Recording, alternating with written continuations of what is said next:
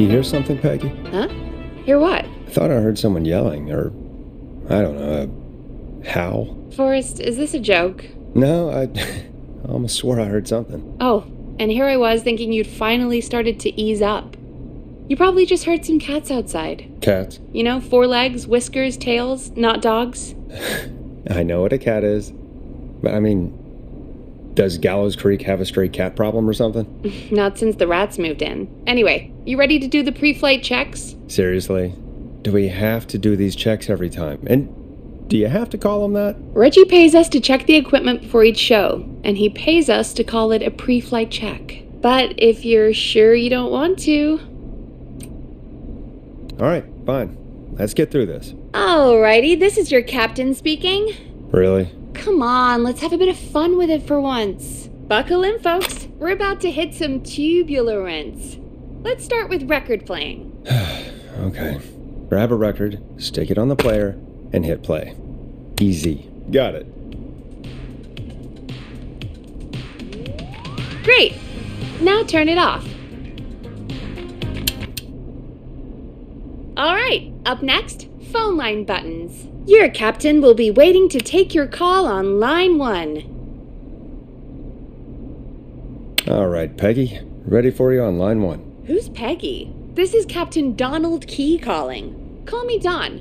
You get it? Yeah, it's a riot. Great, and button 2 works just the same. So, let's move to the Peggy button. You mean the producer line? Like I said, the Peggy button. Press it when you need my help during the show. Is there a Peggy mute button? They haven't invented it yet. Now come on. The Peggy button is the 3rd one on the phone line. I labeled it for you. Press for Peggy. This is your brain, Forrest. Sorry I made you such an unfun turkey. I'm a turkey now, am I? Okay. Are we almost done? Sound blaster next. That's an easy one.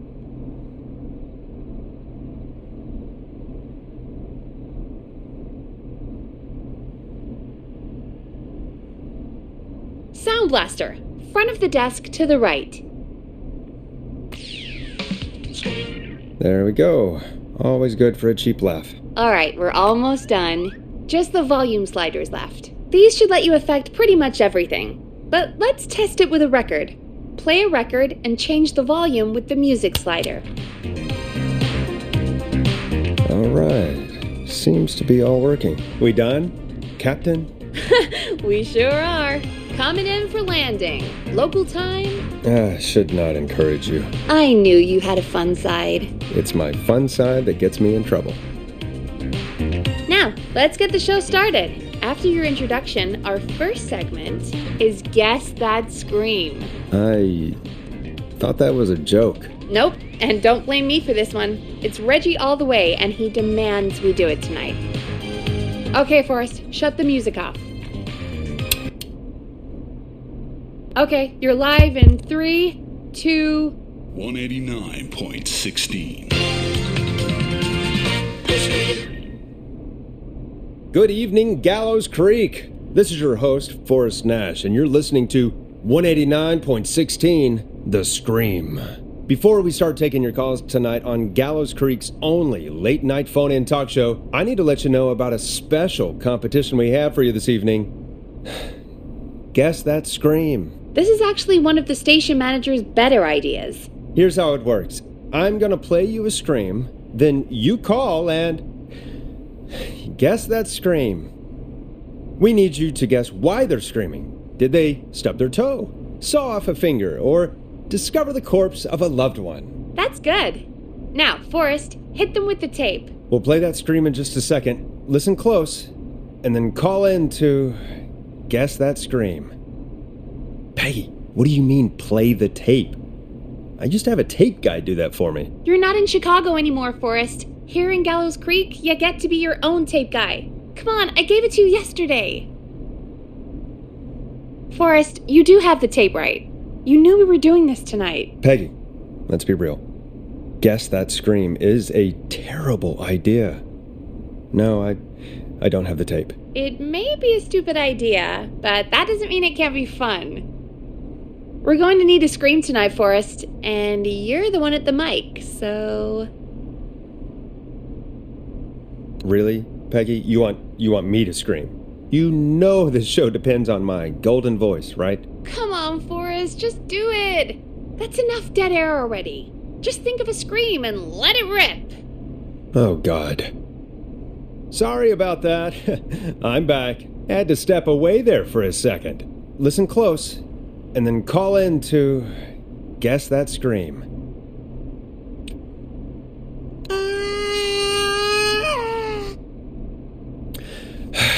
Well, folks, there you have it. Call in with your guesses, and if you get it right, you could win 2 tickets to the amazing Maze and 1 free fried dough. Fried dough? Just call in at 555-239-KFAM with your guess. Now, here's some music while you get dialing. Time to go on the journey that is Blast Processor with their hit song 1980X. Oh, God, Forrest, that was amazing! Thanks. I can't wait to hear what people think that was.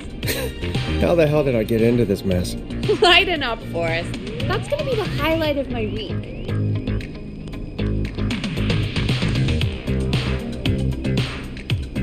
Oh, Forrest, there's a call coming in. Time to turn the music off.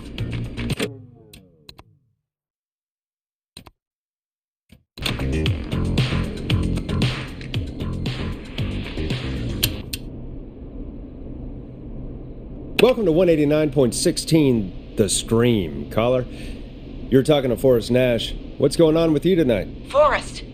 Thank God I made it through. My name is Leslie Harper. I'm the 911 operator and police dispatcher for Gallows Creed.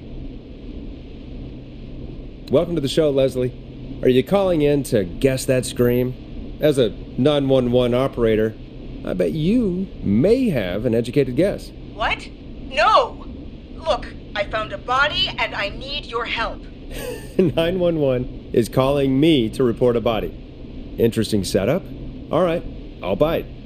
What's the punchline then? Forrest, I recognize her voice. I'm pretty sure that actually is our 911 operator.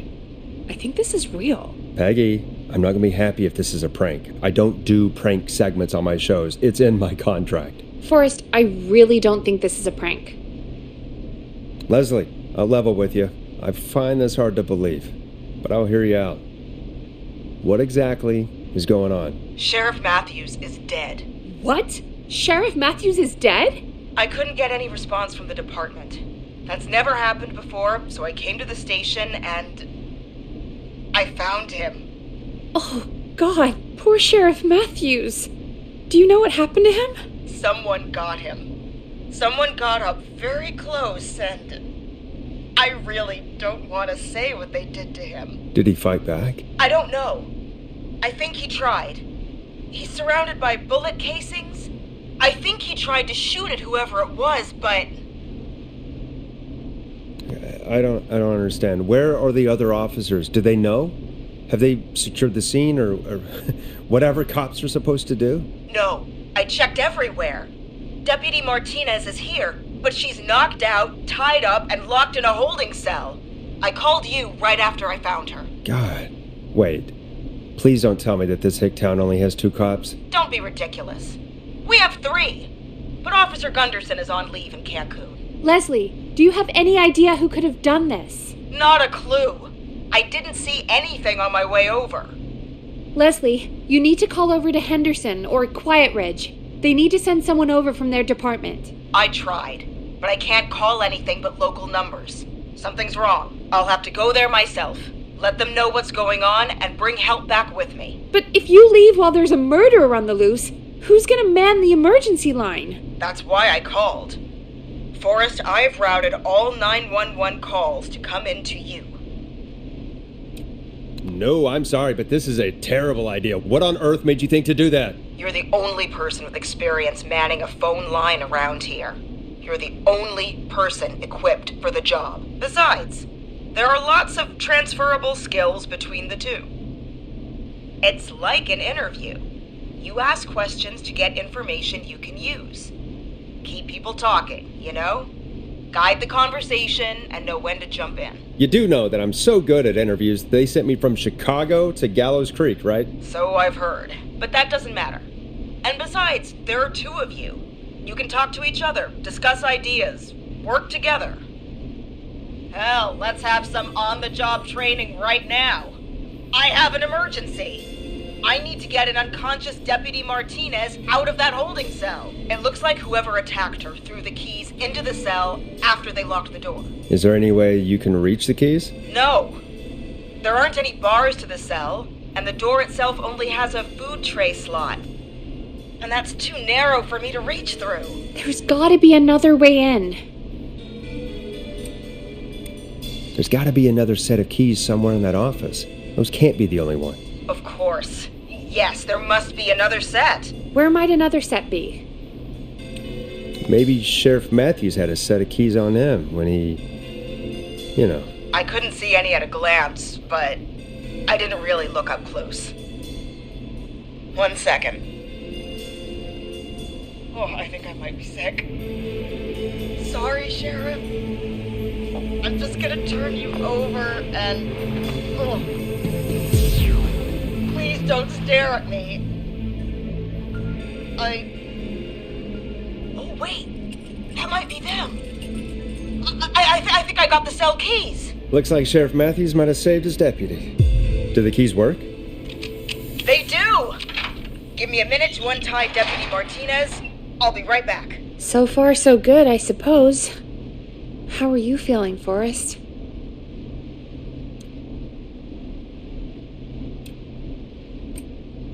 Yeah, that seemed to go okay. Maybe Leslie was right. Maybe we can handle this 911 business. That's the spirit, Forrest. I think you're right. Though I have to say, I really hope this is the only call like this we get. Same. Come on, Martinez. There we go. I'm just gonna sit you in your office chair.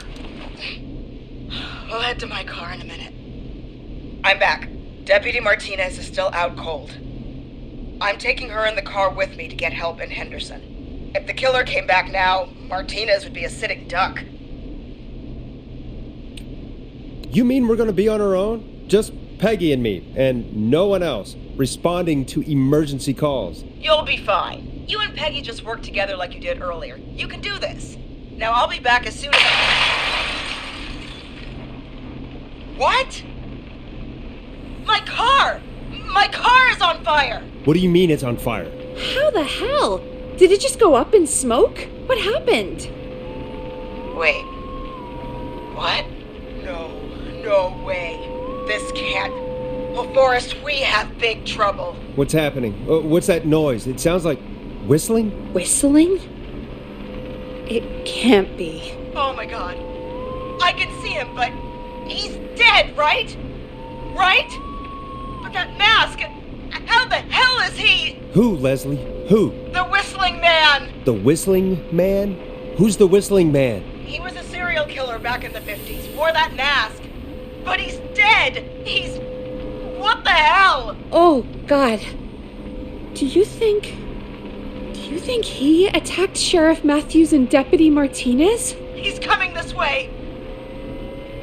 Leslie, stay inside and lock the doors. Right. Shit, we need a new plan. My car's torched. We need to think. There should be police cruisers at the sheriff's office, right? Like, you should take one of those. Yeah, that could work. Let me check if Martinez has any... I'll just reach into your pocket there, Deputy, and... Yes, got him. Keys for squad car 3. I saw that parked out front when I got here. Nice one, Forrest. Good thinking. But, wait. How am I supposed to get us to the car? The Whistling Man is right there. Deputy Martinez surely carries a gun, right? Could you use that? Deputy Martinez's gun is missing. I guess the Whistling Man must have done something with it. The sheriff must have a gun, right? Can you see it? There was a gun next to him. Let me grab it. Oh, shit. It's empty. He must have emptied it trying to defend himself. Are there any other weapons lying around that you could use? I didn't see anything earlier. Let me check Deputy Martinez's belt.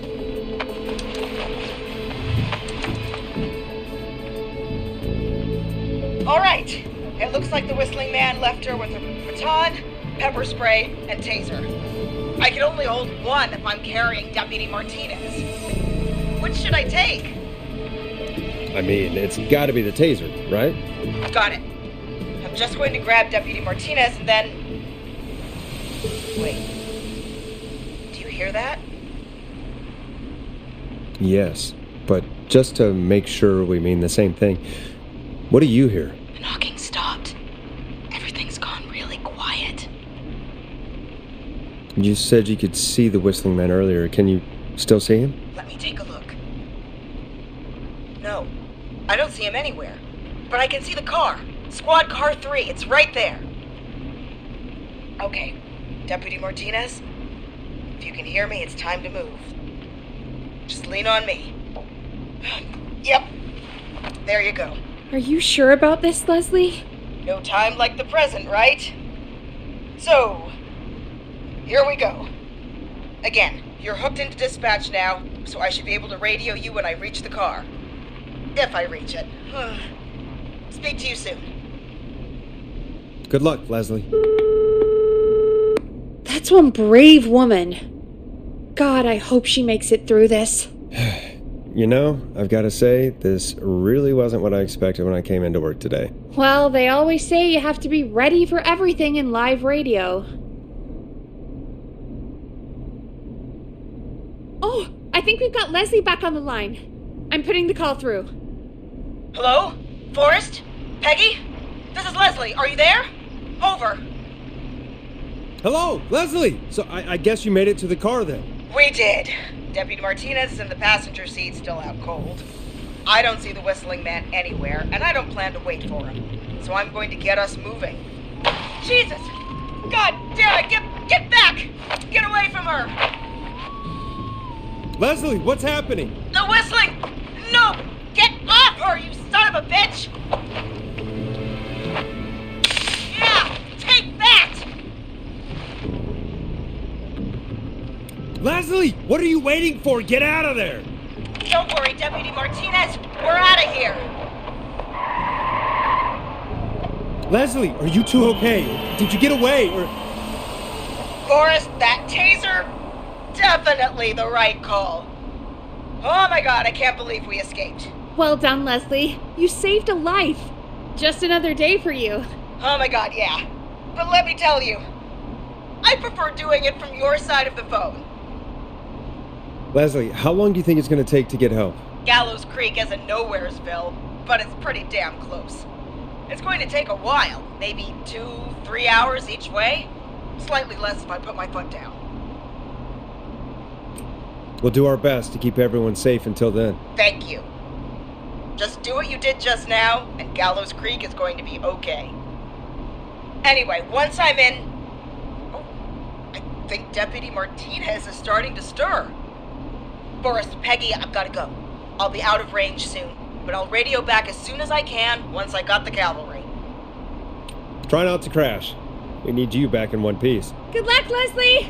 Feel better soon, Deputy Martinez.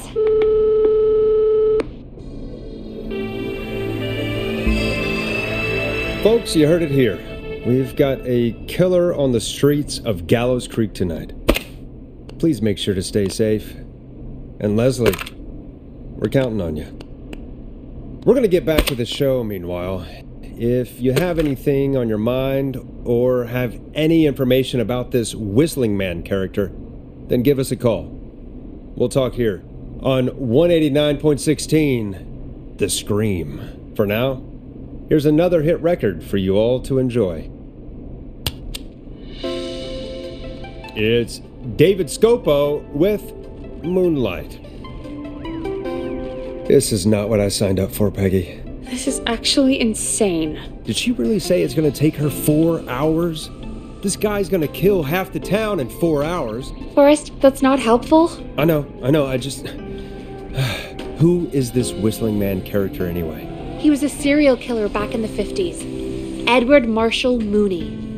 Went around in a freaky mask, whistling, and killed about a dozen folks in Gallows Creek. No reason for it. No motive.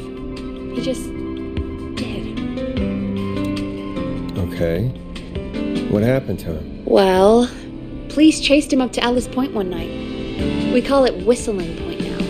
And it was on this night actually. The police cornered him and he jumped into the river. His body was never found. So is he alive? Dead? I mean, what's the story? Story is he's biding his time, waiting to take revenge on the town. All right, that's the story. What's the truth? Other than we have a whistling killer on our hands tonight, I don't know. All right. Copycat or ghost killer. I guess we'll do our best. That's the spirit! At least we got the word out, I guess. What kind of listening figures do we get at this time? On a Thursday, after midnight, could be around 35? 35? Isn't 3,500? Huh. I didn't realize Gallows Creek was that large. No, 35 people. At best. 35 at best? 35, yeah. It's a school night. And what's the population of Gallows Creek? I don't know exactly. A little over 1,000? Oh. How many did you get before? You know. Before my career exploded and I ended up on a midnight hour talk show in the town of 1,000 people? Yeah, before that. Around 5 for most shows on the low end. Big gas could pump that up to 10, 15, easy. 5,000 on the low end? I could only dream of that. 5 million. Million? Yeah, sometimes that's just the way it goes. At least the Whistling Man hasn't killed me yet. I guess. Yeah, I guess we're gonna learn a lot about perspective tonight, huh? Oh, we have a call coming in. Take it when you're ready. Okay, Forrest, shut the music off.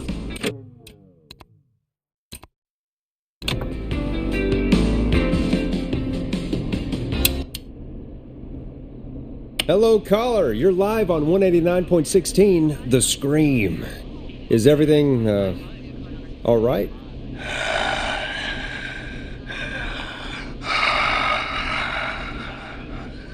Okay, who is this? Are you, hello? Hello?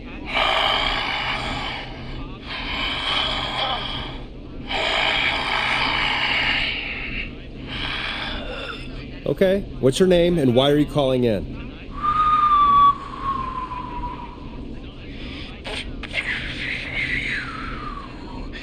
You know my name. I've come back from the dead to kill again. No one's safe. You don't have to do this, Mr. Whistling Man. You don't have to kill again. Oh, but I do. You must make a sacrifice to us. A sacrifice? To us? I mean, me. We want cheese-dusted pretzels. I want cheese-dusted pretzels. Or I'll cut your face off. Goddamn kids. I'm cutting them off. Not yet. I want to deal with them. We also want a mega gulp. Okay, so cheese-dusted pretzels and a mega gulp behind the gas station. You got it, Whistling Man. A wise choice. See you soon, Forrest Nash.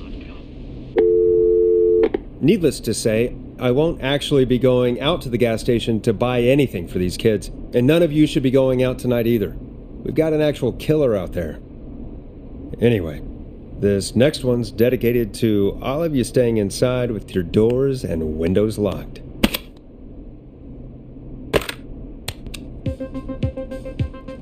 Now it's time to go with The Flow. And this is their hit, Crying for Help. Peggy, the hell was that? Kids pretending to be a killer who right now is stalking the town? It's a thing.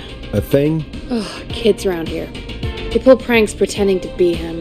By pretending to be this whistling man character? They think it's funny, but it's not. It's not funny at all. And there's no chance that our whistling man was just a prank. That Leslie... No, that's real. Christ. Let's stay positive. We still have a show to do. We already have another caller on the line. All right. Let's do this.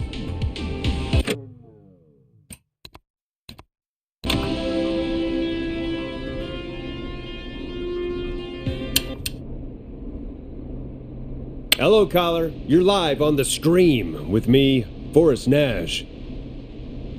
What? I dialed 911. I need the sheriff right away. Okay, right. Well, I'm filling in for 911 tonight. What's your name and what's your trouble? My name is Sandra Sharp, and I need the cops now. I'm sorry, but the cops aren't coming. Leslie's on her way to Henderson for help. What? God. Listen, you've got to help me then. I drove to the edge of town for a jazz run, and now some psycho dressed like the Whistling Man is after me, knife in hand. Oh, God. It's actually happening. Where are you now? Did you escape to somewhere safe? Oh, I did, baby. I jazz ran all the way to my car and nothing flat. But I dropped my keys somewhere along the way. I never locked the door, at least. I've got a place to hide, but I can't get moving.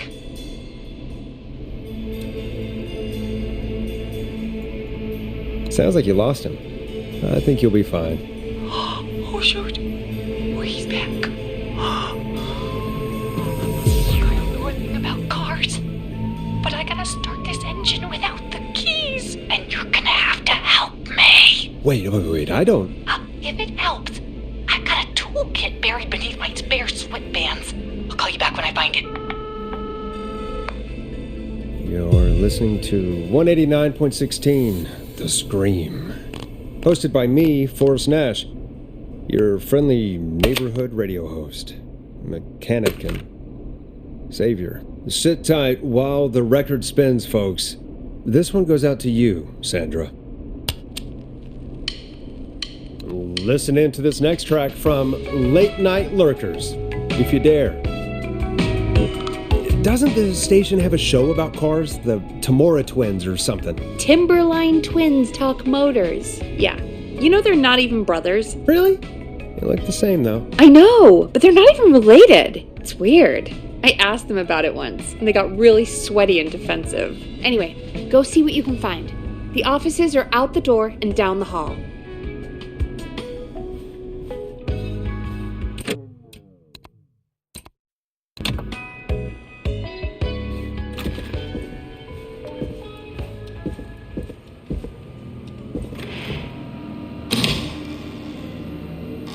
This looks useful.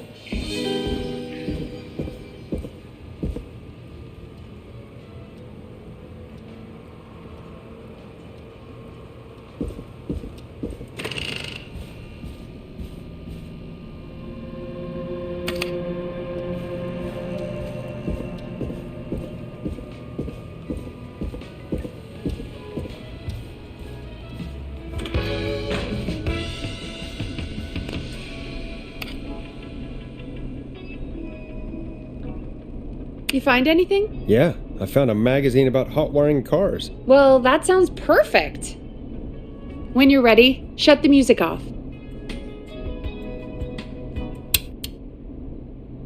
Caller on line 1. Thanks, Peggy. We're back with 189.16, The Scream. How are you holding up, Sandra?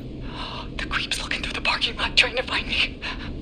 But I've got my tools, and I'm ready to get this hunk of junk moving. How do we start this baby?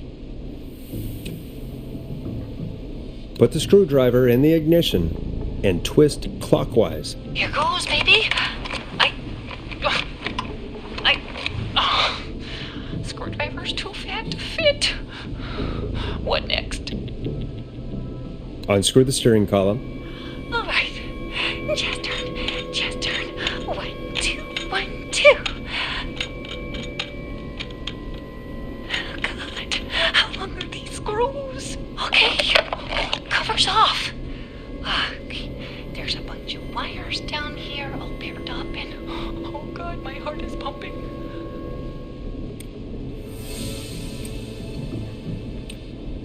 Tell me exactly what you see. Okay, I can do this. There's a red wire, a blue wire, a yellow wire, a green wire, and a brown wire. What's the serial number on the steering column? The number is 576-894-320.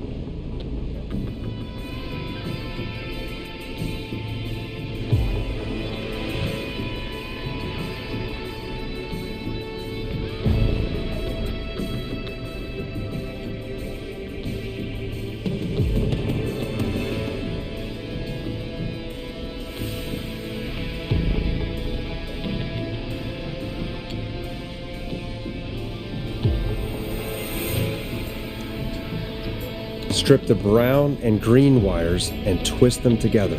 Let's get some results. We take the brown and the green and twist and... Ah! That's not the results we want. Oh, there's an alarm box, but it's all braided green wires. Double braided, triple braided, quadruple braided. What do I do?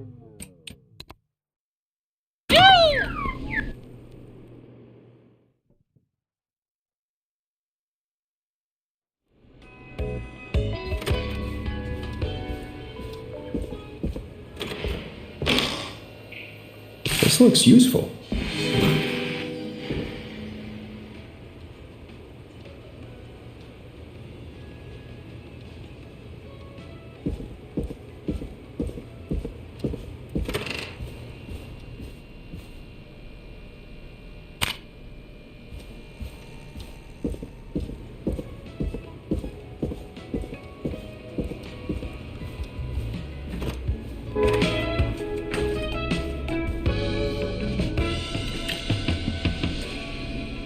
You find anything? Yeah, I found a magazine about hot wiring cars. Well, that sounds perfect. When you're ready, shut the music off. Caller on line 1. Thanks, Peggy. We're back with 189.16, The Scream. How are you holding up, Sandra? The creep's looking through the parking lot, trying to find me. But I've got my tools, and I'm ready to get this hunk of junk moving. How do we start this baby? Unscrew the steering column. All right. Just turn. 1, 2, 1, 2. Oh, God. How long are these screws? Okay. Cover's off. Okay. There's a bunch of wires down here all paired up, and oh, God, my heart is pumping. You're doing great. Okay, we can do this. There's a red wire, a blue wire, a yellow wire, a green wire, and a brown wire. What's the serial number on the steering column? The number is 576-894-320.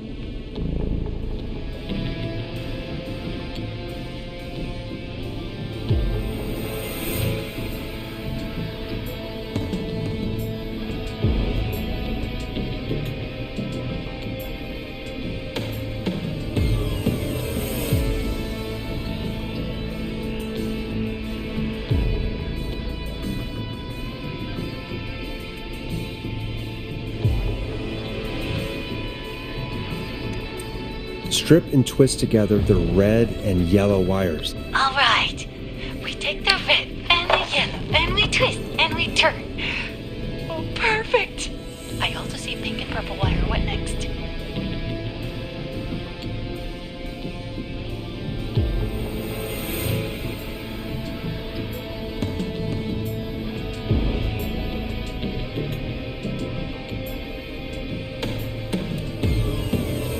Strip the purple wire and brush against the twisted wires.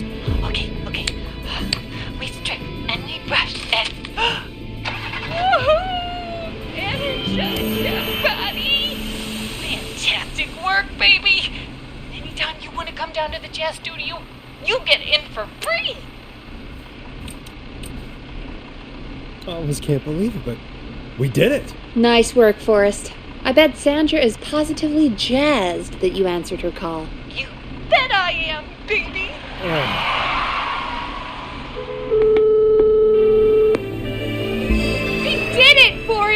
We sure did. Here comes another hit track that we're excited to share with you. And remember, if you're also having car troubles, then tune in to Timberline Twins Talk Motors here on 189.16, Monday to Friday at 5. Take it away, Forrest. It's funky, it's groovy, it's Stabbing the Twilight by Knife and Easy. I still can't believe this is happening. Right? Like Gallows Creed didn't already have enough to worry about? What do you mean? Gallows Creed is a miserable place to live. Really? Miserable? That's right, Peggy. Miserable. It's a sad place on earth. Well, I like it here. People are polite and, Stab happy? Don't be awful, Forrest. Come on, there must be something you like about this place. I guess some folks have been okay. You're not terrible. After a while. Not terrible after a while? High praise coming from Forrest Nash. You know what I mean, Peggy. I do. It's Forrest Nash for I think you're swell. Anyway, I hope the killer is done for the night and that Leslie gets back soon. Me too. Can we at least call off that stupid Guess the Scream contest now? Yeah, that'd probably be a good idea.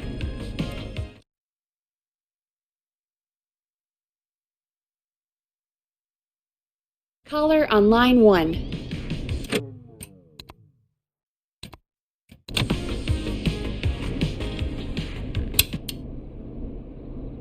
Evening, caller. This is Forrest Nash, host of 189.16, The Scream. And tonight's 911 stand-in. Hey, Forrest.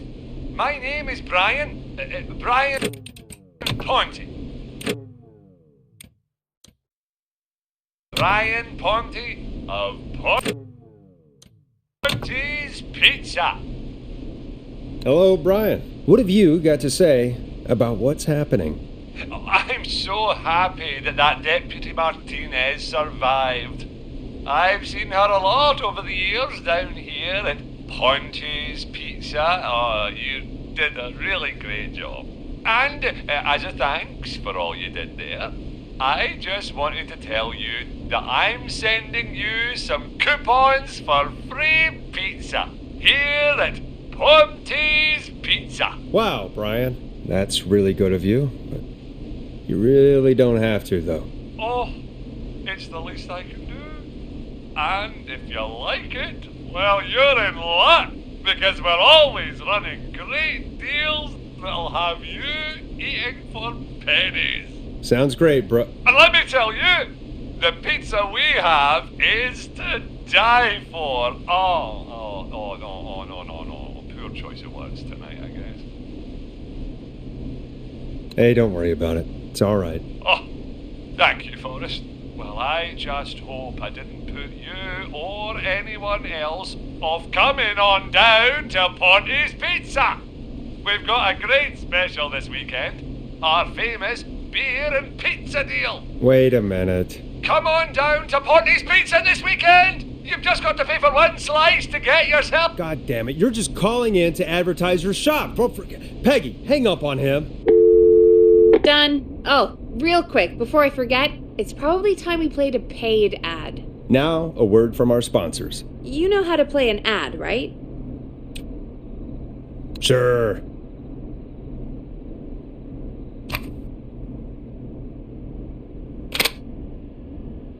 Done.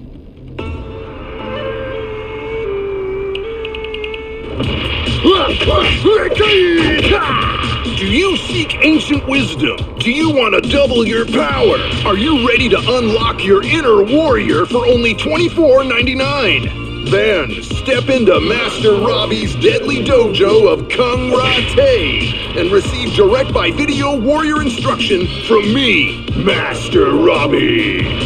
You will learn the 4 qualities of an ultimate conqueror. The power of the alligator, the discipline of the tarantula, the speed of the tuna, the poise of the scorpion, and the wisdom of the bullfrog. Using classified techniques, I'll unlock your inner chi after only 5 30-minute video sessions. ultimate power and wisdom can be yours now for the low, low price of only $24.99. Just call 555-7861 USA to take your first step to becoming a champion.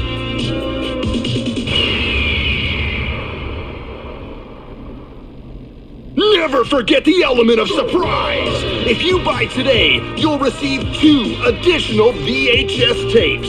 The Tornado Technique and Karate Lovemaking. Call today! Do people really buy this kind of thing? Don't pretend like you're not interested. I mean, I wouldn't buy them, but I might watch them, I guess. Yeah, I bet karate lovemaking sure is something. Is Forrest Nash at a loss for words? Let's just get to the show. Wow, what a deal. Only $24.99. And I'm not just saying that because they're paying for the airtime. But unless they pay us more, then it's time to get the show moving along with our next caller.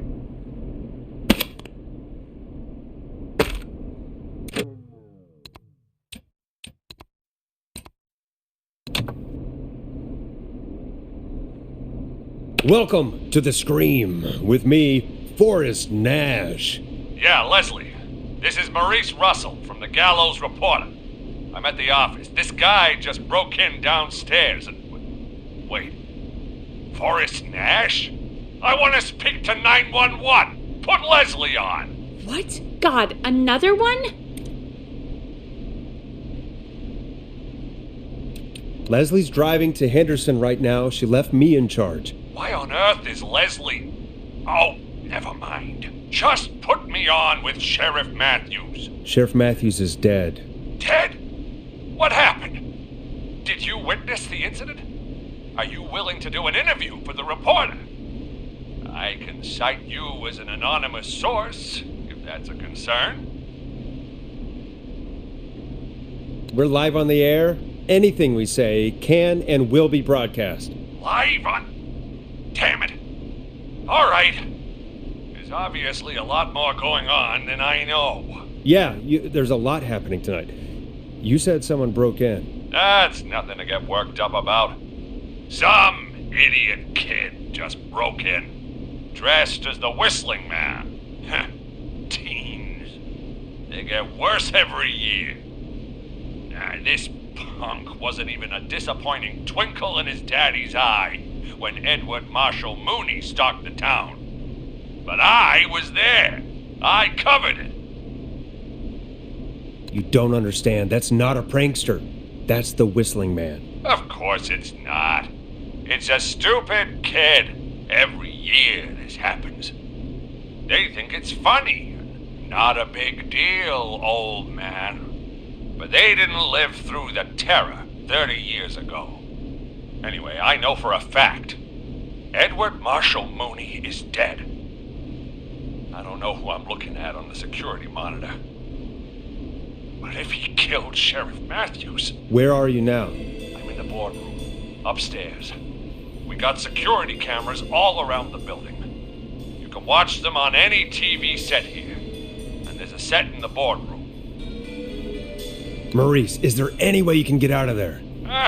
I sure as shit hope so, kid. But I'm not sure how I'm going to do it. That crash you heard was him tipping over my filing cabinets. He's blocking the stairs. I'm guessing the stairs are the only way out? That's right. And it would take me a good few minutes to move those cabinets. We need to do something. But what? All we can do from here is... Forrest, I think I've got it. Why don't we call the killer? They'd have a bunch of phones set up across the office, right? In different rooms, with different extensions? So we call one of them. Draw the killer away. Buy Maurice time. That could work. Exactly. It's worth a shot. I can hear you, you know. The son of a bitch hasn't killed me yet. Yeah, sorry, Maurice. Peggy and I were just trying to figure out... You realize how stupid that plan sounds, right? For that to be successful, you're gonna need every phone extension, plus a plan of the entire office floor. all delivered while the killer is en route. I've got it. And thank God I've always been cool under pressure. Don't go anywhere.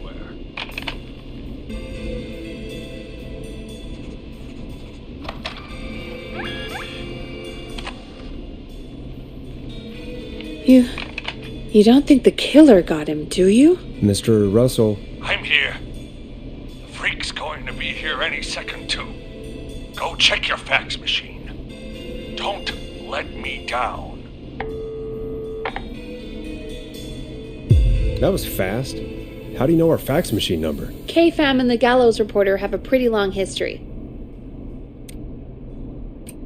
I'll go pick up that map then. Go, Forrest! The fax machine's in the office on the other side of the hall. Thanks, Peggy. Be right back. Okay, go to the office on the other end of the hall, grab the fax from the machine. Easy. This must be it.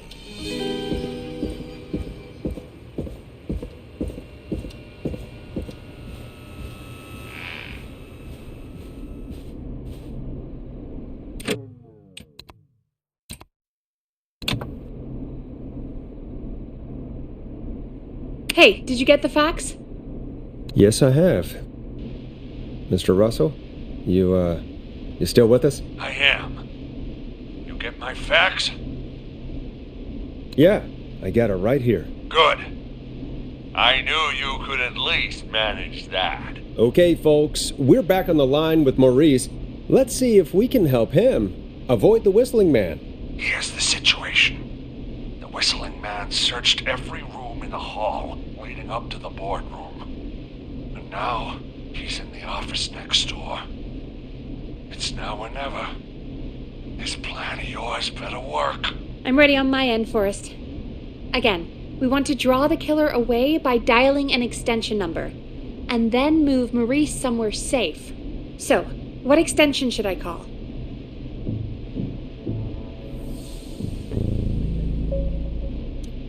Call the editor's office. The extension is 03. Got it.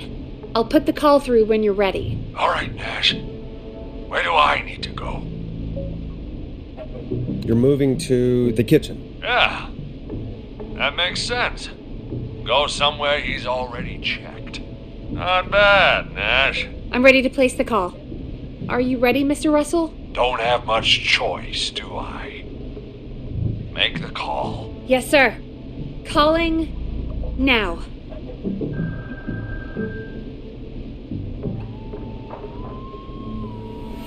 I can't believe it. He's actually heading to my office. It was all Peggy's idea. Credit goes to her. Don't mention it. The coast is clear. I'm shutting off the TV so he won't see me on the security cameras. Then, making my move. I'll call when I get there. Do you think he'll make it okay? I'm sure he'll be fine. But now what do? We gotta find some way for him to get past that barricade. What do you mean? I don't think calling the Whistling Man is gonna buy Maurice enough time to move those cabinets. We gotta think of something else. Yeah. Maybe we could... Oh! Call incoming. You ready? Ready as I'll ever be. I put him through. Alrighty. Mr. Russell, are you there? I am. I don't think he saw me.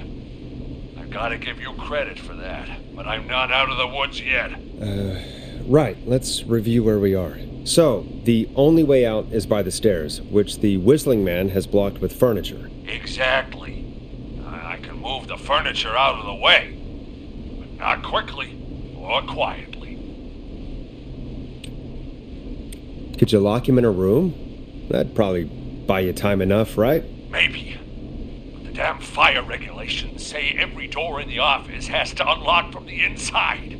He'd be able to get out just as soon as... Wait, no, I got it. The secret archive through my office, where we keep our most sensitive records. Ooh, a secret archive? Reggie would love that. What have you got back there? Juicy secrets about outer space? Ah, I didn't know you were into conspiracies, Peggy. I may have borrowed a few tapes from our manager's office. He has quite the collection. Will you two chatterboxes pipe down? I've got it all figured out. The secret archive. There's no lock on the inside of that room, only the outside. You can't break out. If we can get him in there, and I lock him in... We can catch the son of a gun. Exactly. Oh my god. Forrest, we might be able to end the nightmare right here. So should I call the secret archive then? You can't. The archive is a room for secrets, not gossip, so we don't have a phone in there. Oh, we're gonna need to change it up then. Any ideas, Forrest? Maybe we could use a radio. There's no radio in the secret archives. Are there no radios at your offices? I don't have one in my office, but... What is it? Our sports reporter, Hopkins. He has a little portable radio he never turns off when he's here. That might be what we need then. Is his portable radio still there? It should be. It's what he calls his work radio. It should be in the archives, actually. I'll sneak over while our friend is still distracted with his search. I'll call you back once I've got the radio. We're gonna save him, Forrest. Heck, if this works, we might even save the whole town. We're close. Let's make it happen, Peggy. How can we fail? I mean, it's a plan with steps. Get the radio, plant it in the secret archives, lure the killer, and... Oh, call incoming from the reporter. Putting it through now. Nash, hello? Nash, are you there? I'm here. Is everything okay? I found the radio. It's right where I thought it would be. It's all coming together. I'm just going to turn it on quickly, make sure it's still got some juice. Maurice, turn the volume down. We don't want that thing blasting just yet. Yeah, I knew that, Nash. I was just doing that when you yelled at me. The radio works! If I make it out alive, Hopkins might just get that day off he wanted. He's earned it. Let's do it for Hopkins, Forrest. Wait. Ah, God damn it. If I can't have this stupid thing turned up, how am I supposed to draw the killer? I can't be in the room when it's on, or I'm dead. You just... Oh, that's a good point. But wait, we're the radio. We can just be quiet until you're ready. If you can do that, then... Yeah, sure. 189.16, I know that's your station number. But a good editor always double checks. Can you confirm that? You got it. 189.16. Good. I've got the radio on silent, but I'm tuned in. Now, I just need to get to my office. Sounds like we need to make another call, Forrest. Where should we send the killer? Call the boardroom. The extension is 04. That might work. The boardroom is fairly close to the editor's office, but we haven't seen the killer go there yet. Are you sure? I'm sure. Make the call. Okay, calling the boardroom now.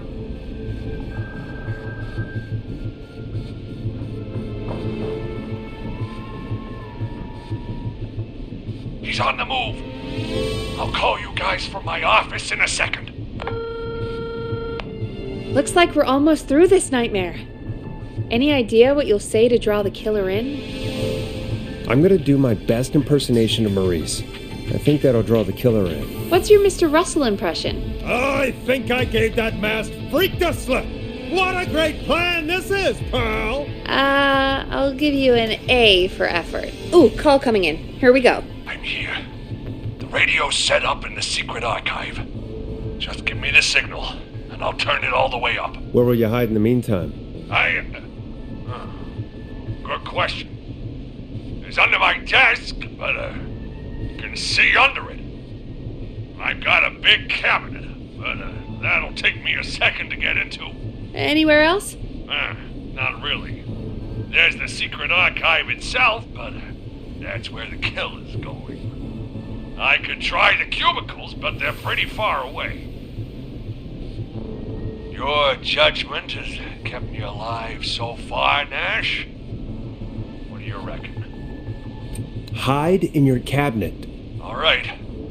Well, this is it. going to go turn the radio up to full blast now. Don't say anything until I've had time to hide. You got it? We know the plan. You can trust us. Here we go.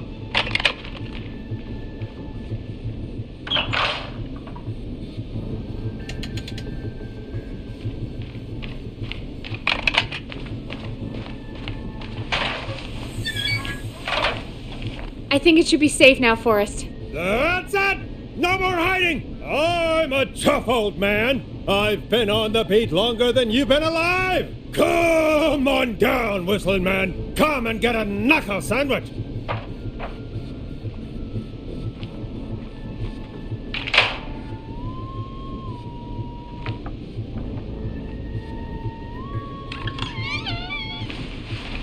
Listeners, this is Forrest Nash of 189.16, The Scream. And if you've just tuned in, See you in hell, kid! we've just locked up the Whistling Man. Forrest, you beautiful bastard! I can't believe that actually worked! If I'm being honest, I can't believe it either. Thank God it's over. I'll be off now. Gotta get out of here. Write up a few notes. Call a few friends. I'd feel safer waiting for the cops to come grab this freak with some company. Hey, maybe you and me could do an interview tomorrow for the Gallows Reporter. I'll think about it. Let's see what tomorrow brings. I'll take that as a yes. Talk to you soon. There we are, folks. The Whistling Man is locked up. Let's all take a deep breath. And play some killer tunes.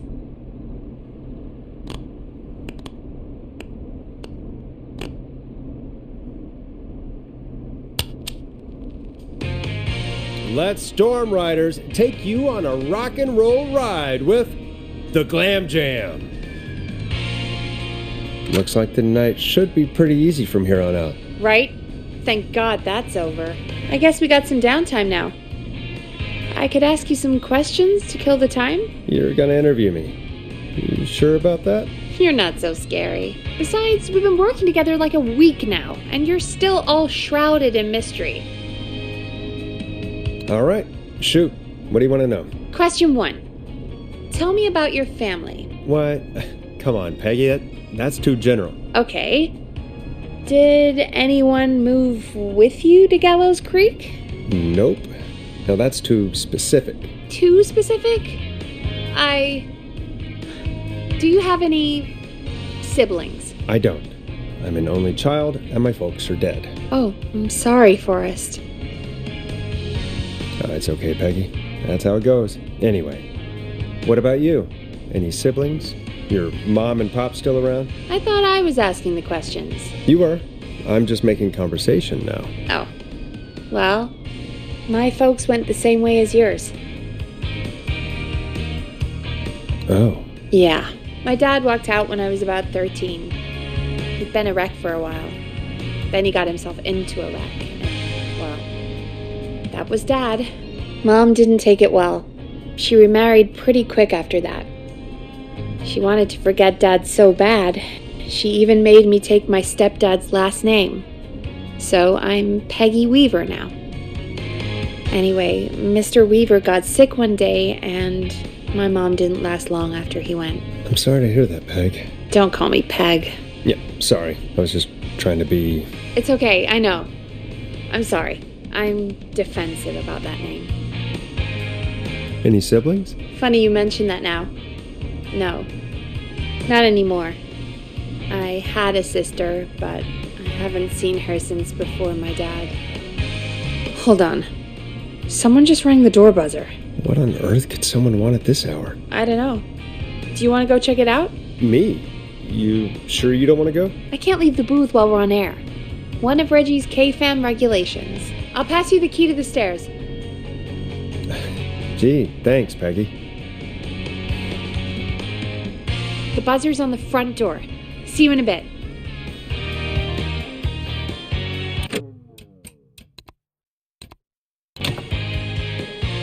Okay, down to the first floor, then check the door.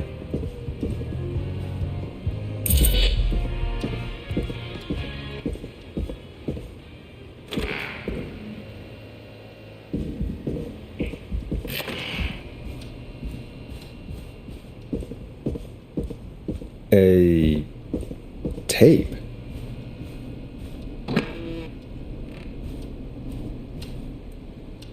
Nice. New music to play.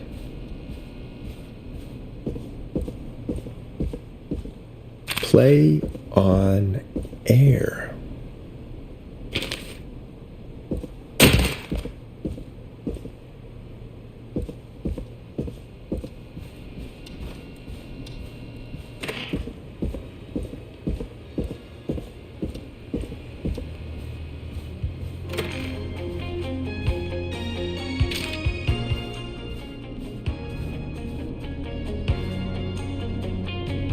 Who was there?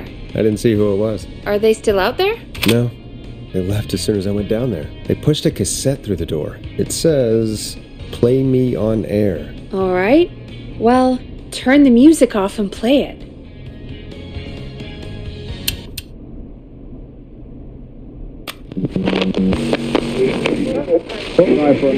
Hello, Gallows Creed. Time to Pay the price. Time to pay for lives. Time to sit there. I will punish you. I'm going to enjoy this. I did not enjoy that. What the hell was that? Oh, Forrest, we're still on air. Say something. Folks, Folks, the tape you just heard was passed through our door only moments ago. I don't know how or why that came through our door with the killer locked up, but be careful, Gallows Creek. Stay home and stay safe. Give us a call if you need help. You can get us on 911.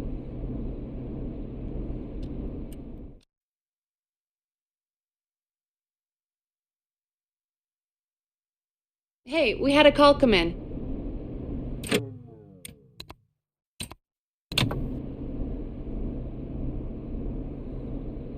Caller, you're on 189.16, The Scream, with... Nash! Shut up and listen to me! Mr. Russell? What's wrong? Are you okay? I said listen! He's gone! The whistling man is gone! God damn it, I thought you locked him up. What's going on? Damned if I know, Nash! Mr. Russell, where are you now? What happened? Well, after our call, I cleared the stairs and went home. I phoned some buddies, and we came back here to keep watch. Then what happened? I'm getting to that. We came back here. Door was shut, just as I left it. We had a couple of drinks, and, well, there was a bunch of us, and we were all armed. They thought we could teach the freak a lesson before the cops got him. I don't blame you. I would have been tempted to do the same. Have you both got a screw loose? You know what the Whistling Man's done tonight. This was not my idea. The guys just grabbed their weapons and unlocked the door. I braced myself and... Then? Then nothing. The room was empty. The door was still locked. How the hell did he get out? Are you sure it was still locked? I'm telling you, it was locked. No way out of there. None. Maybe. I mean, I know it's crazy, but if he's back from the dead, then... Do you think he's some kind of ghost, Peggy? It would explain things. I mean, how do we know he's not? Mooney, there's no way. Whoa, did you say something, Maurice? Baloney. I said baloney. Look, I don't want anything more to do with this. I'm clearing out of Dodge. And I recommend you and everyone listening do the same. He seems really spooked. Wouldn't you be if you got attacked by a serial killer who turned out to be a demonic spirit? He's not a demon, Peggy. Yeah, you're probably right. But what do we do now?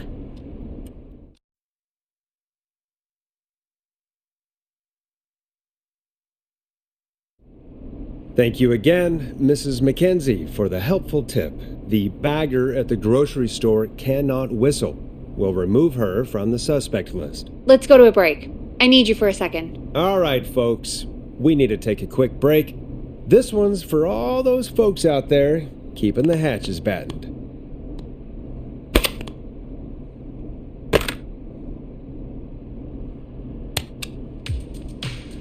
Enjoy this classic by Smooth. It's their hit song, The Word. All right, Peggy, what's up? I pushed a cassette under my door. Go play it.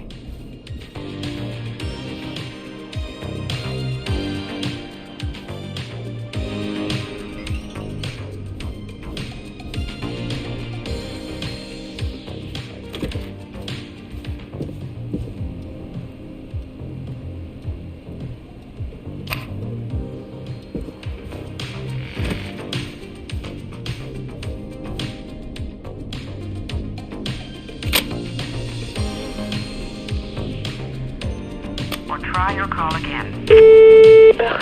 Straight to voicemail? My God. Are there any professionals at KFAM?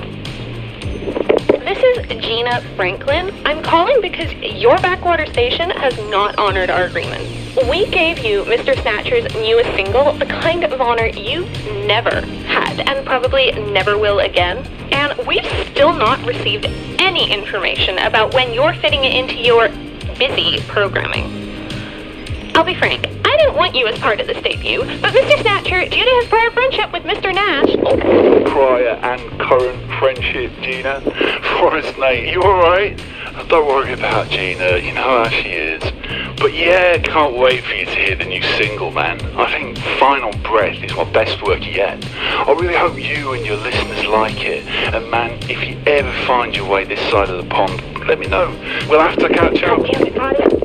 If Final Breath isn't played on your airwaves by the end of Mr. Nash's show tonight, the next call will be much less friendly. That was Roddy Snatcher, Forrest. You know, Roddy Snatcher? Yeah, Roddy and I are old friends. I love Roddy.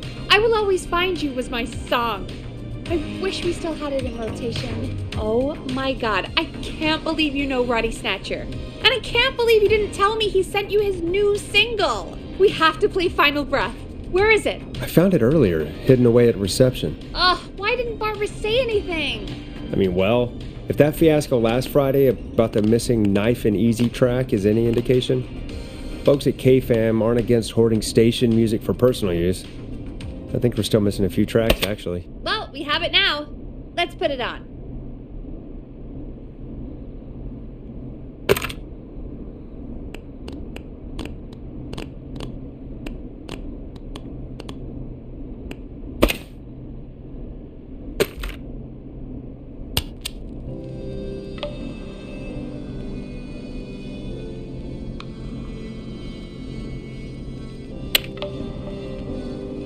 Gallows Creed. I'm pleased to say we're in for a much-needed treat. Up next, courtesy of the British sensation himself, is a track you won't hear everywhere. Here's Final Breath by Roddy Snatcher. Wow. God, Roddy's the best. He is.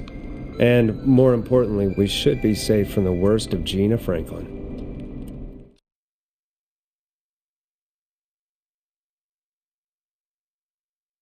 I think that's every time I've seen him live.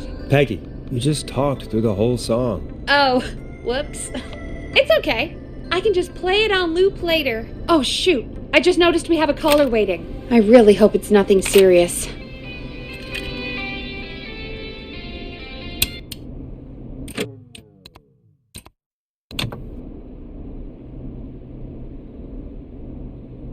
Evening, caller. This is Forrest Nash, host of 189.16, The Scream, and tonight's 911 stand-in. This is Murphy! Hello, Murphy. What have you got for us tonight? Two things, Forrest. First, happy birthday to my son, Fernando. He's 3 today, and man, being his daddy has changed my life. I've learned how to live, how to laugh, and most importantly, how to love. Aw, happy birthday, Fernando. Happy birthday, Fernando. Thanks.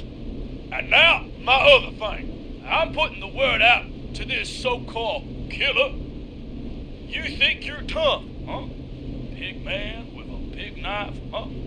Prove it. Come face me, a true warrior. at the Gallows waste disposal plant. Guess what? This is a bad idea, Murphy. I got all the tapes in Master Robbie's Dojo series. So get ready, whistling man. You just let loose the junkyard dog. Oh no. And there he goes. Ladies and gentlemen, keep your fingers crossed for Murphy as he tries to become our hometown hero. Although, having heard that Master Robbie ad earlier, well, don't get your hopes up too much. Anyway, we'll be right back after this commercial.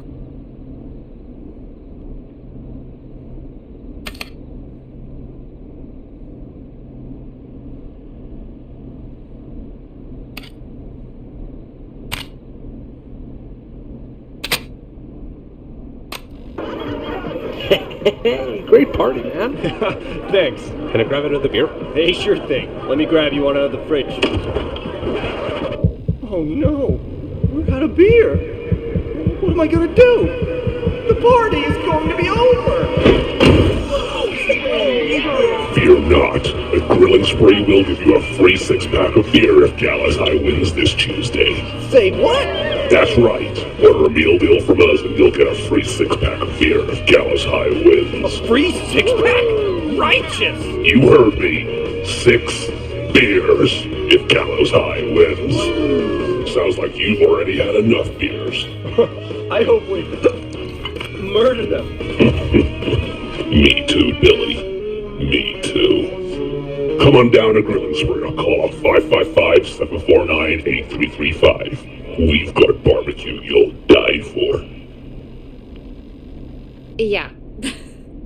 Hey, Forrest, do you know what the Grill Reaper's favorite grilling spree order is? I have a feeling you're going to tell me. Spare ribs. Just get me back on the air. And we're back. We got a caller.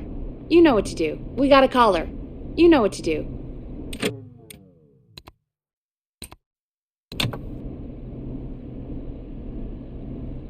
Hello, caller. You're live on the stream with me, Forrest Nash. Who's there? Who is this? Hello. Are you still with us? Forrest? He called me? That horrible whistling down the phone. He's coming for me? Jesus. Okay, listen, caller. Don't panic. We've done this a few times now. We can help you. A few times already?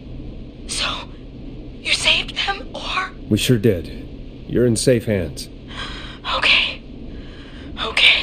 We're gonna help you. Can you tell me your name, caller? I'm Dr. Sullivan. Virginia.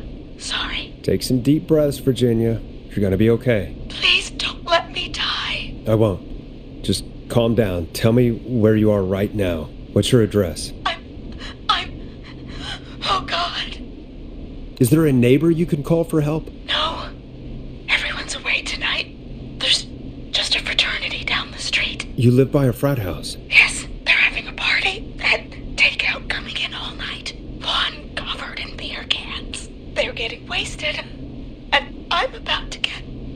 Oh, God. Virginia, what's the name of the frat? It's... Oh, God. I can't think. I can't... Any idea what the frat might be, Peggy? If I knew where she was, I might know, but...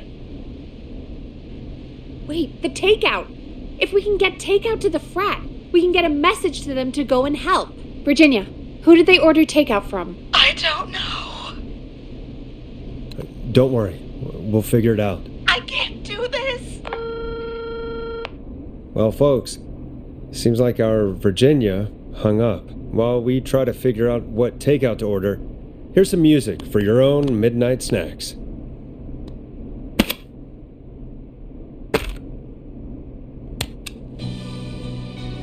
Hope you enjoyed this one as much as I do. Peggy, what places do takeout in Gallows Creed? Off the top of my head? Well... There's the barbecue place, Grilling Spree, and you can order from Chalupa Cabra's. Oh, and of course we have Ponte's Pizza. That's it, I think. All right. We'll call each place and ask who they deliver to tonight. That's not going to work. Takeout client privilege. What? There was a lot of competition back in the day. Things got ugly. It's a long story, but what we can do is this. We figure out where the frat boys ordered from, call the takeout pretending to be from the frat, place an order, and include a note asking them to call the station. There's no other way, is there? Not that I can see. Well, let's not waste any time then. That's the spirit. You got any suggestions on where to look? Check the offices for anything food related, and maybe the kitchen downstairs. You'll need a key for that. I'll just slide it under my door now. Thanks, Peggy. God, where to start? What would make me order from somewhere if I were a partying frat boy? We have a food critic, right? Chad or Brad or... I'll just have to look around.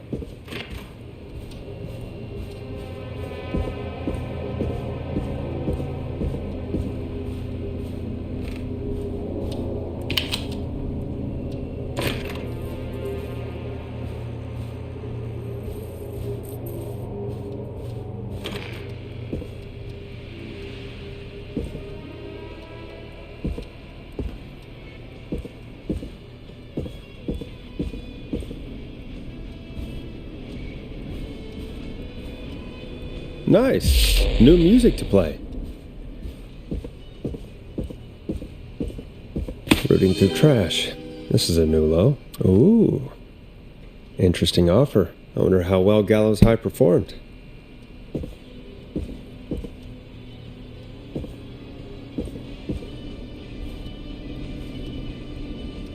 Go Gallows High, I guess.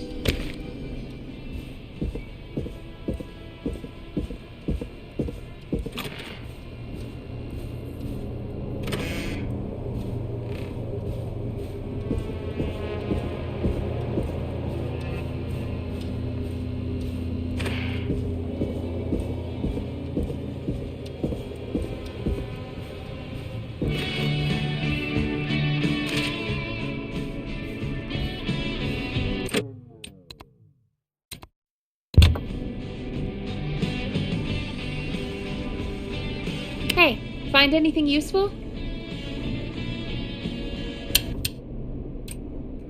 Yes, I have. That's great! Are you ready to get back on the line? Let's make the call. Okay, Forrest. What'll it be? Call Ponte's Pizza. You got it.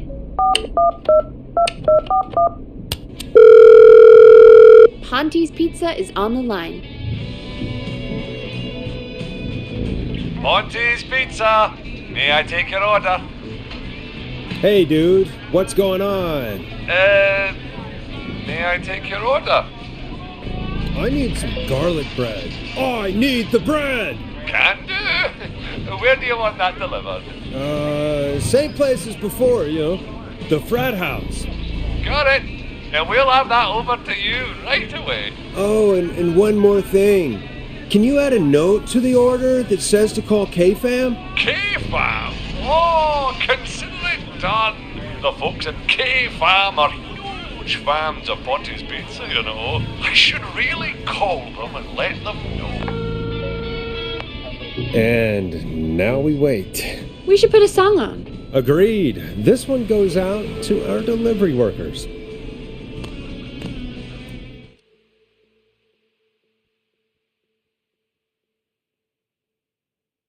Which of the takeout places would you order from? To save Virginia? No, where would you actually eat? Oh, I mean, they're all pretty equal. You mean equally awful? No, equally good.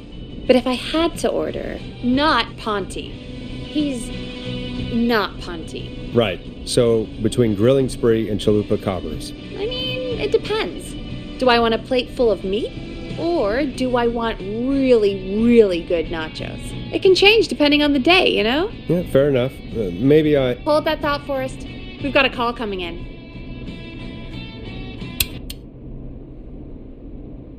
Hello, caller. You're live on the stream with me, Forrest Nash.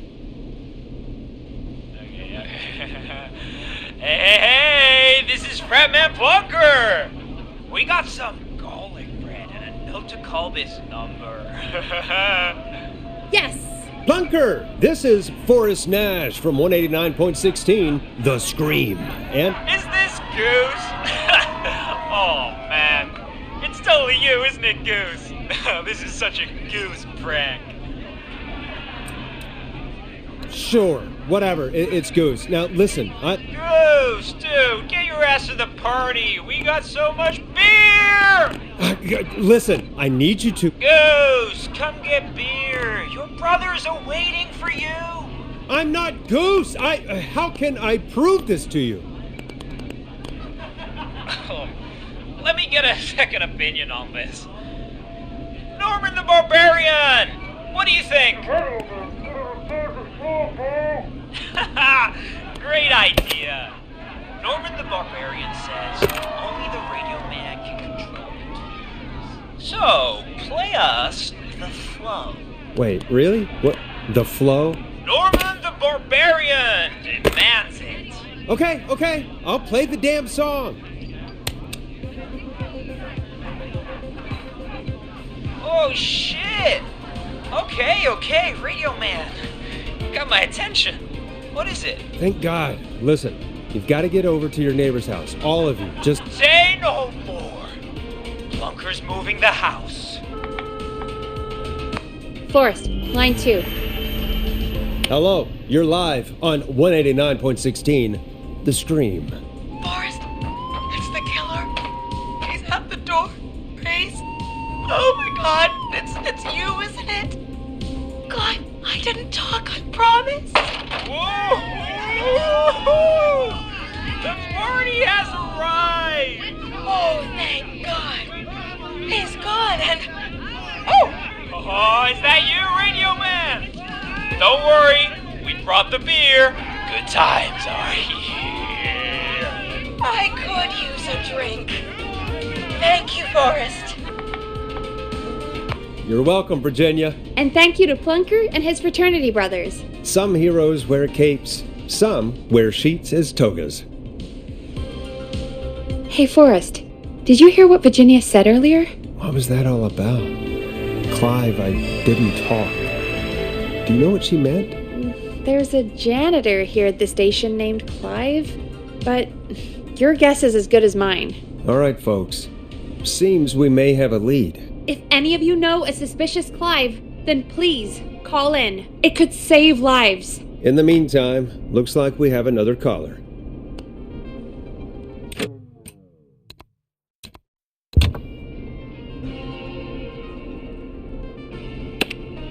Okay, Forrest, shut the music off. Hello, caller. You're live on The Scream with me, Forrest Nash. It's great to speak with you, Forrest. As a local small business owner, I find this all horrifying. A killer roaming the streets of our fair town? Ooh, terrible. I hear you there. It's a scary time for everyone in Gallows Creek.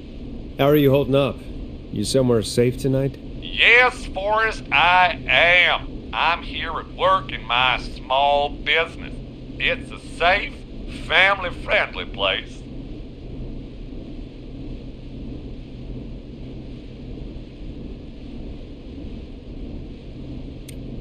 Oh, what small business do you own? Oh, well, I'm not really big on promotion, but since you ask, it's Ponty's Pizza! The best and only pizza place in town! Come on down and get yourself a cracking deal on our 2-for-1... God damn it, Ponty, no! No free ads!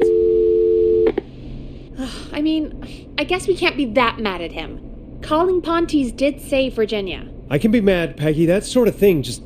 I can be mad. Look, he's gone now. We already have somebody else on the line. Just take a deep breath and let's keep going.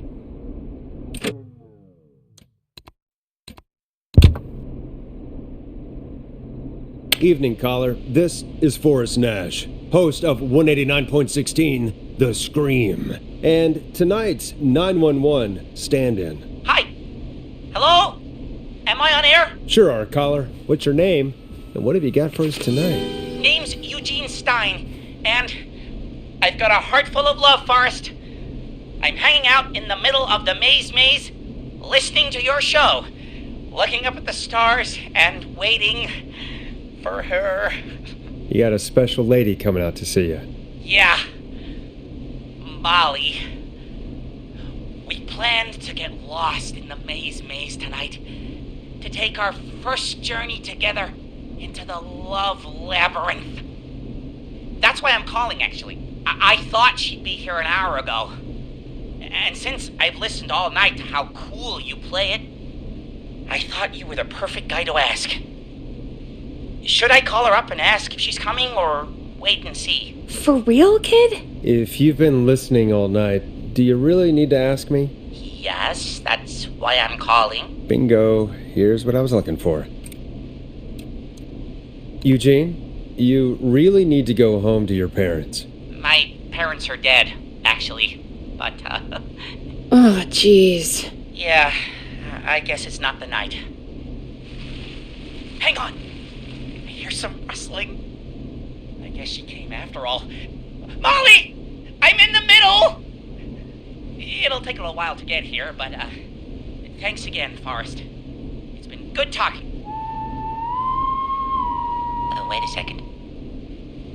Molly can't whistle. No, this is supposed to be the best night of my life, not the worst.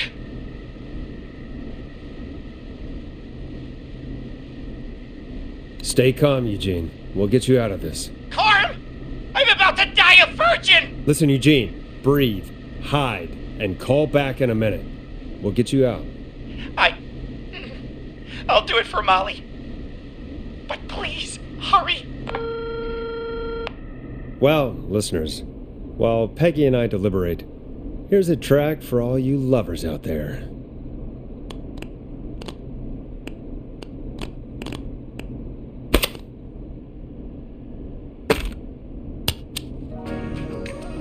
This is I'm Coming to Getcha by Vice, one of the best tunes this year.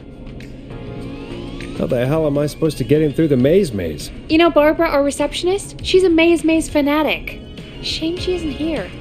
I was supposed to go with her last week, but she changed her mind. Why'd she change her mind? She went with that jerk Brad instead. Does everyone in Gallows Creed go on dates in the maze? A lot of folks do. There's something nice about getting lost, I guess.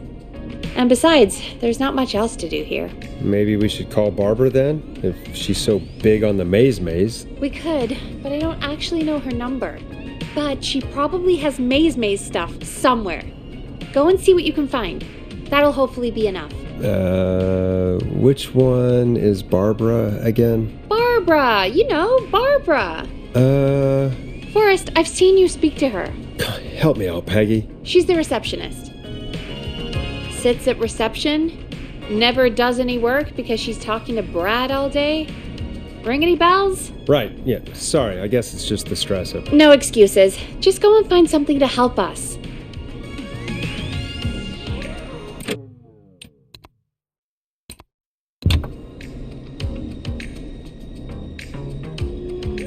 Any luck? Yeah, I found a map for the maze in the trash. Why was it in the trash? Never mind. It doesn't matter right now. That's a question for Barbara later. Eugene called while you were away. He's on line 1. Welcome back to 189.16, The Scream. I hope you lovers like that track. And I hope we can help our lover in the maze. Eugene, you're back on air. I'm lost, Forrest. I just ran and I don't know where I am. I'm at a crossroad, facing a tractor statue. There are hay bales painted gold on my right. Go left.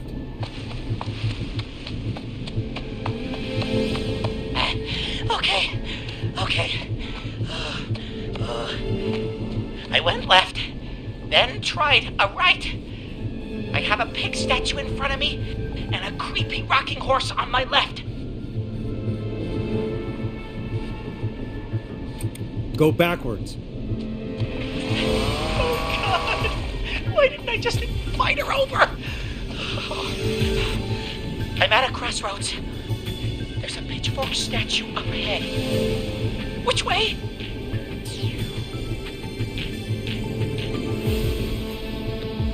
Go forward.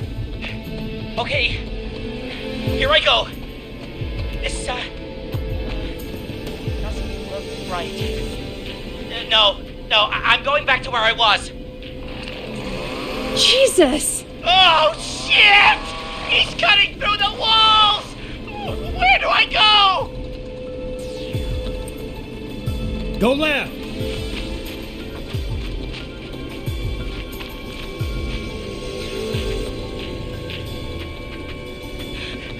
Tiny barn ahead of me!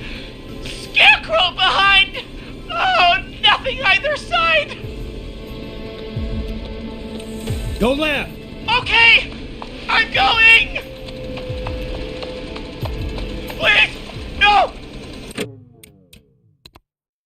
You don't have to do this!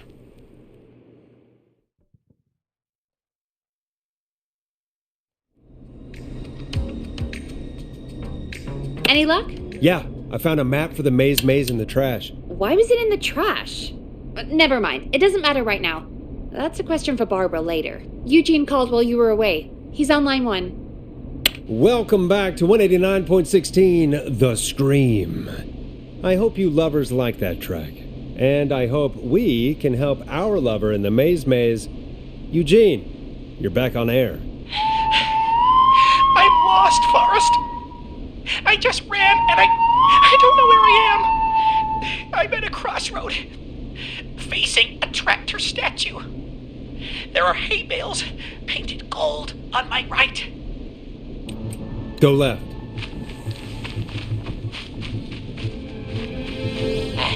Okay. I went left, then tried a right. I have a pig statue in front of me and a creepy rocking horse on my left. Go backwards. Oh, God! Why didn't I just invite her over? I'm at a crossroads. There's a pitchfork statue up ahead. Which way? Go left. Oh, this wasn't how tonight was meant to go. I just wanted some love. There's a tiny barn in front of me and a scarecrow behind me. Nothing to my sides. Go right.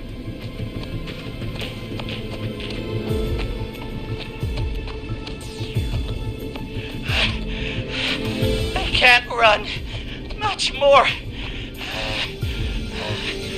I just passed a corn silo.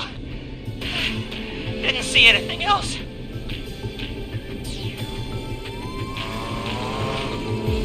Please. Where do I go? Go right.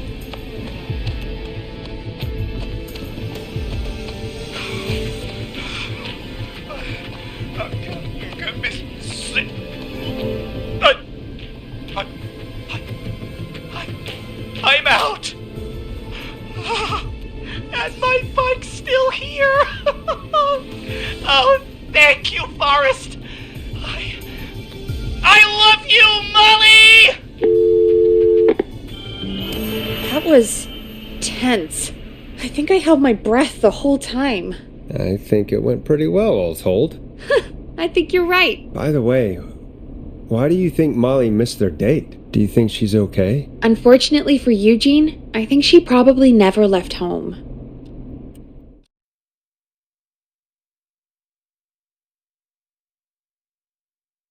And thank you for calling in, Mr. Walton. We'll make sure to add the town librarian to our list of suspicious Clives. Remember, report a Clive to stay alive. Next caller is up, Forrest, so take it away.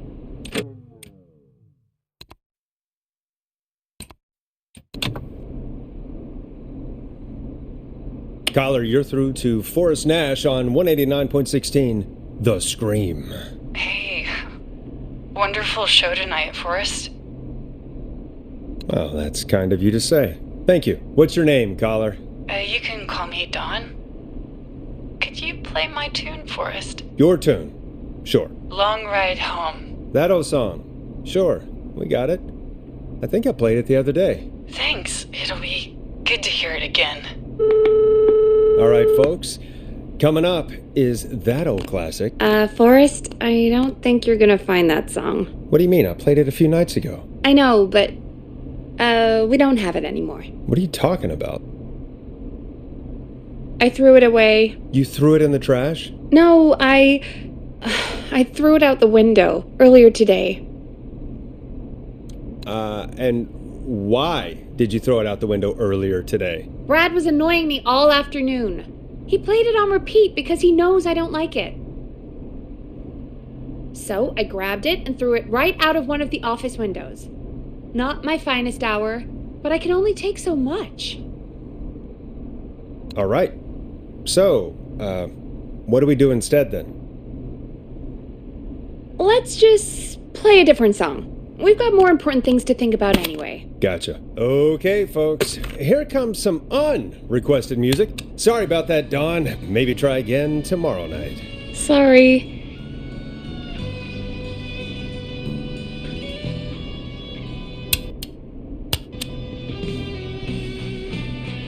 Of all the songs to request, why did it have to be that one? Gee, Peggy, what did the barn finds ever do to you?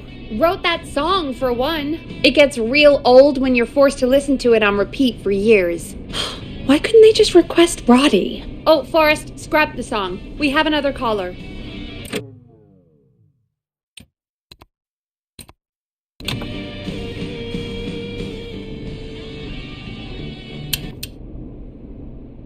Sorry to cut the music short, folks. Callers take priority tonight. Welcome to 189.16, The Scream. This is Forrest Nash. Forrest? Oh, thank God.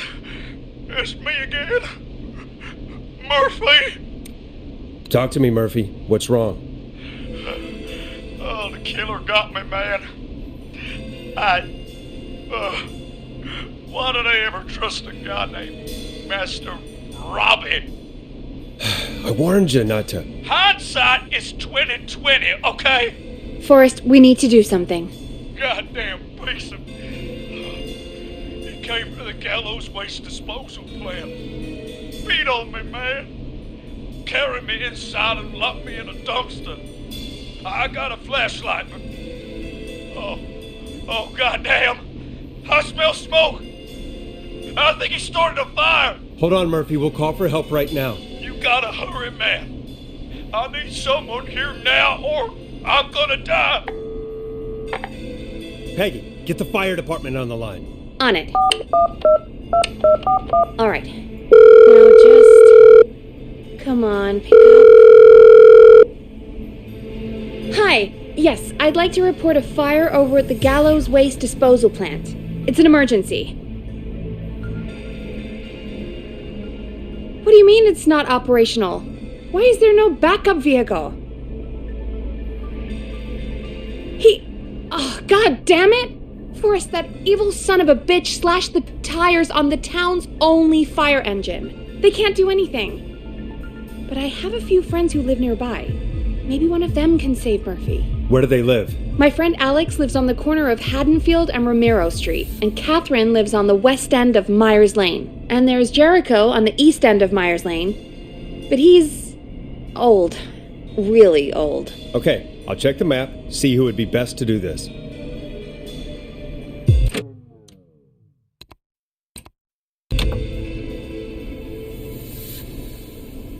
All right, Forrest, who should I call? Who can help Murphy? Call Catherine. All right, give me a second.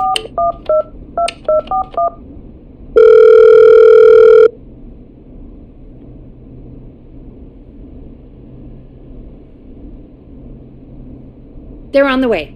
They'll call from the plant. You can direct them from there. Well, let's hope they get there in time.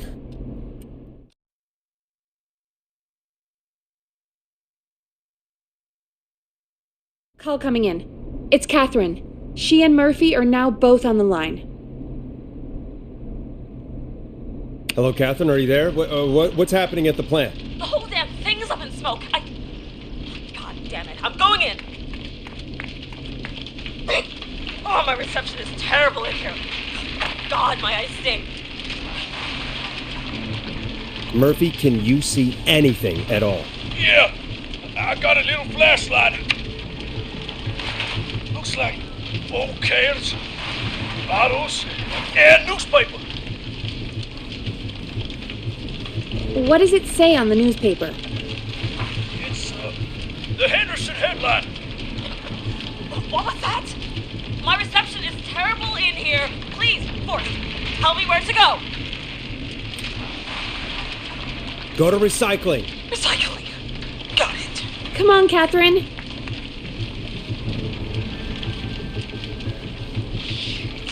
The plant's messed up again. I can go shredding or crushing. Which way? Murphy, do you know what part of the plant you're in? I'm in a dumpster, man. What do you want from me? Catherine, go to the crusher.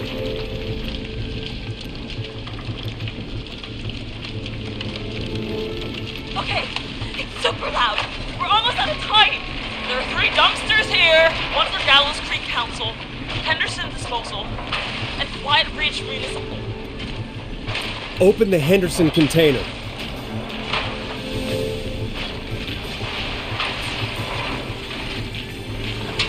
The lock is I found him! Thank God! Let's hold ass! It's coming down! Oh, shit!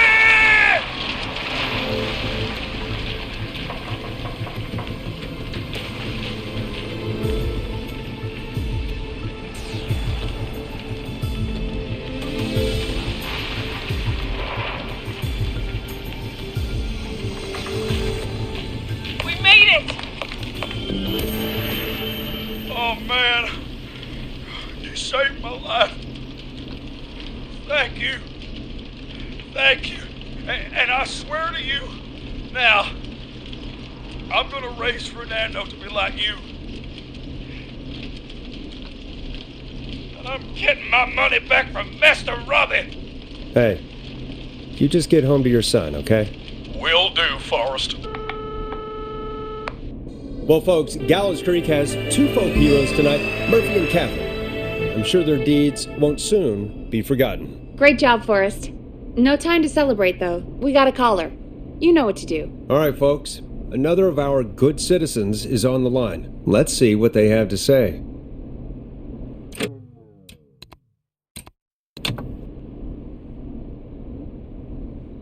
Welcome to 189.16 The Scream, with me, your host, Forrest Nash. Forrest, Teddy Gallows Jr. here. I just want to say that my thoughts and prayers are with my Gallows Creek neighbors during this awful time. Oh, it's mayoral candidate and scion of the town founders, Mr. Gallows. Are you in danger? We need to be a town of law and order. We need cops who have the tools and funding they need to keep us safe. Okay, Teddy. I know you're an outsider to our little town here, Forrest. But you're really stepping up to bat for us all tonight. I just want to say thank you for taking a swing for Gallows Creek. Jackass. Right. Thanks, Teddy. Now, are you... Teddy, you lowlife! This is not the time to promote your damn campaign! I just want to make sure our town is safe and prosperous. That's why the Gallows Family Factory, founded by my father, Theodore C. Gallows, God rest his soul, which employs over 200... Teddy, unless you've got an emergency, I'm cutting you off. You know what? I do have a problem. A problem that's ruining our town. You know what it is? I didn't ask about a problem. I said emergency. The problem is that woman. our current mayor, Linda Cartwright. Oh, here we go. She just isn't one of us. Linda Cartwright is un-American, unstable, and... You're not better than anyone, Teddy. Just because you inherited half the town. Your producer sounds a little unstable, too. Don't you dare speak to me that way. Cut him off, Peggy. I can guarantee this kind of thing will not happen when I take office. The moral decay of... And that's enough of Teddy Gallows Jr. for one lifetime. I always feel disgusting after hearing him talk. Just play an ad, Forrest. I need a minute. We'll be right back after these messages.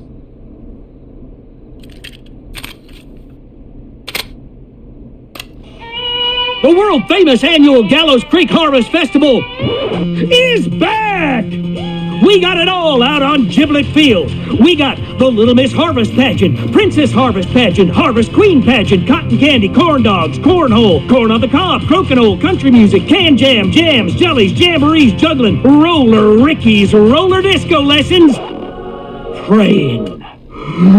We got baby crawling, balloon popping, balloons for sale, beard contest, horseshoes, hayride, hay toss, hey you there, safe donkeys and ponies, apple bobbing, firearms, fireworks, funnel cakes, fried dough, seed spitting, sand licking, cracker cramming, and cat shop.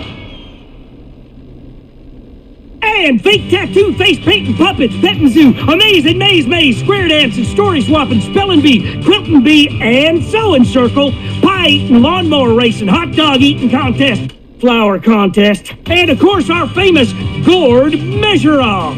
The festival is brought to you by Mayor Linda Cartwright, sponsored by Gallows & Sons Factory, and dedicated to the memory of Garrett Miley, tragically taken from us last festival. I can see why it's world famous. It's a highlight around here, Forrest. Oh, I am sorry to hear that, Peggy. All right, folks, welcome back to the show. We have a note from my producer. That's right. Come find me at the Harvest Festival tomorrow to grab your choice of a K-Fam mug, sticker set, or poster. Let's see what our next caller would choose. Caller on line 1.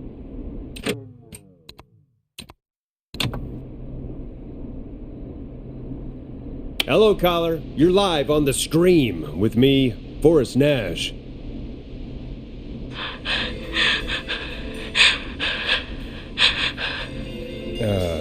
Hello, caller.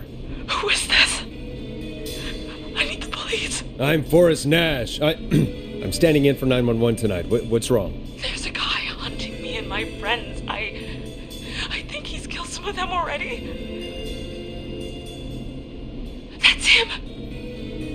He's just outside. I can see him from up here. God damn it. He's just a kid. Where are you? Are you somewhere safe? Oh my god. Oh my god. Stay with me, kid. Focus. I can't do this. Yes, you can. Focus. Tell me, what's your name?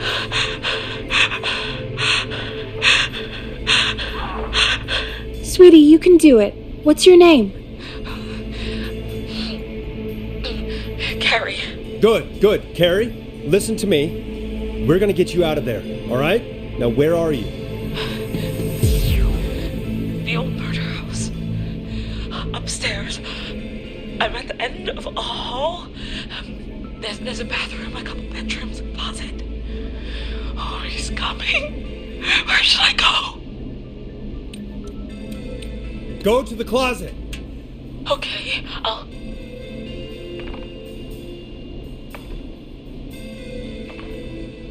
He's here. He's here. He's gonna kill me. Forrest, I don't think we can... Run!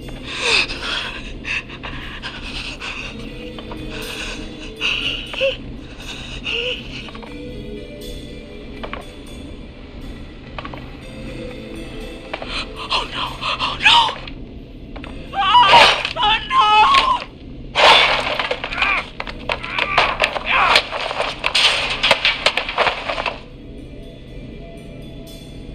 Forrest!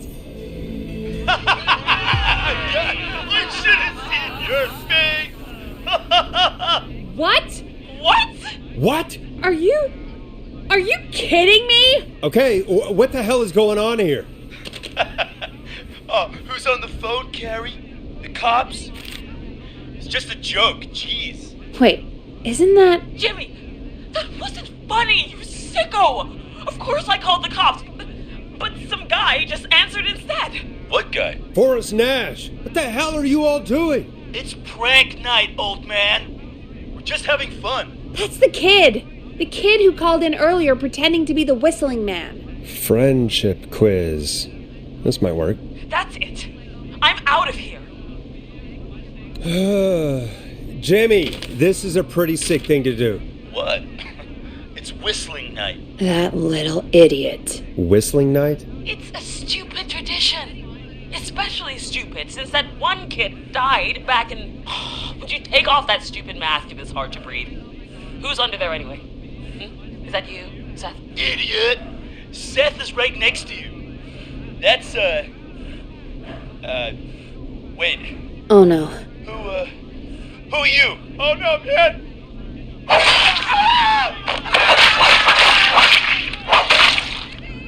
Everyone, get inside! Everyone, run! You two, barricade the door. Scott, Heather, you barricade the back.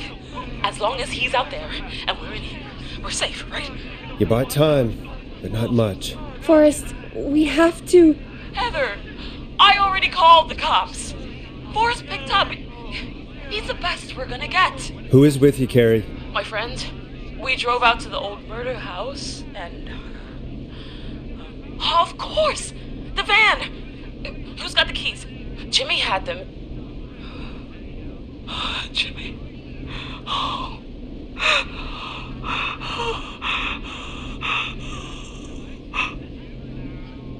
Okay. It's gonna be okay, Carrie. Right. We'll figure something out. Between all of you, there's gotta be a way to beat this. Just sit tight, okay? Heather, shut up. If we do that, we're gonna get killed. If only Jeannie were here. Jeannie? Jeannie McPherson? Our intern Jeannie? Yes. She's my best friend and the smartest one out of all of us. She stayed in tonight. Forrest, listen. We'll see what we can come up with, and, What? Scott, you're not any good at... No, Chad. Out of all of us, you're not the one to... Everything okay? No, we're figuring out a plan, but everyone's volunteering to do things they're just bad at. I think we can figure out what to do, but I don't think we can agree on who should do what. I think you'll have to be the tiebreaker, or else these idiots are gonna get us killed. But Shut up, you...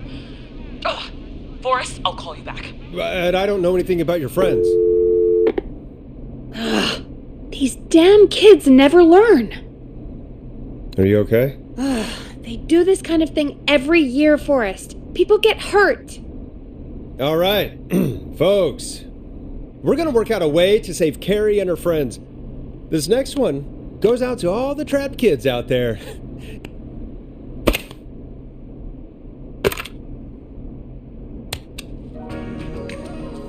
You're gonna love this next track. Peggy, you mentioned something about their friend working here? An intern? Yeah, Jeannie. Seems a nice enough girl, but a bit head in the clouds, you know? Not sure why we took on an intern. We really didn't have the office space for one. Poor thing got tucked away in a dark corner somewhere downstairs, I heard. All right, I'll go see if I can find her desk. Hopefully she has something we can use.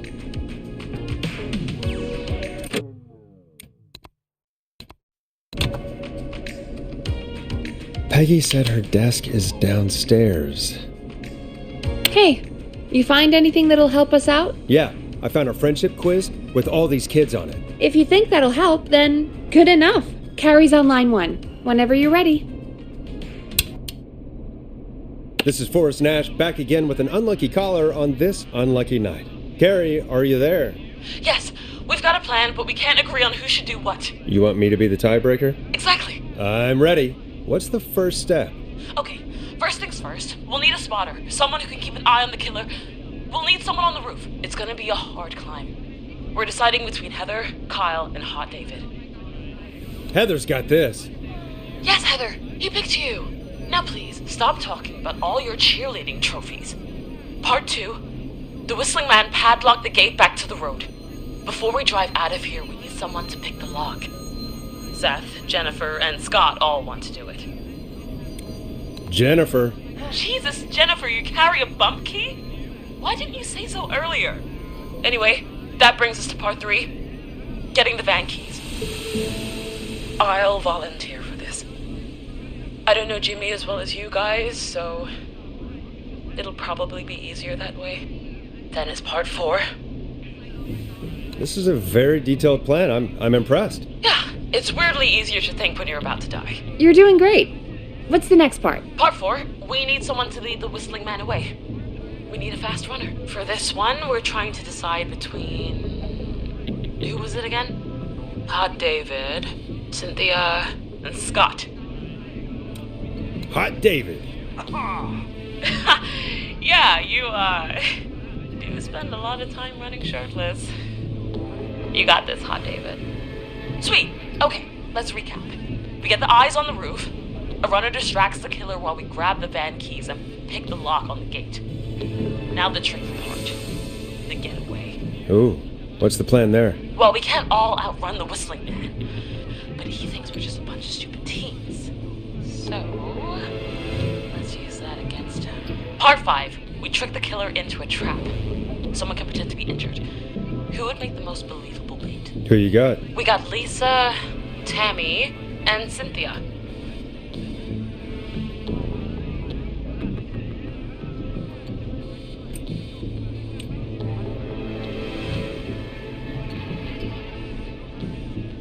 Lisa. Whoa. You're right, Lisa.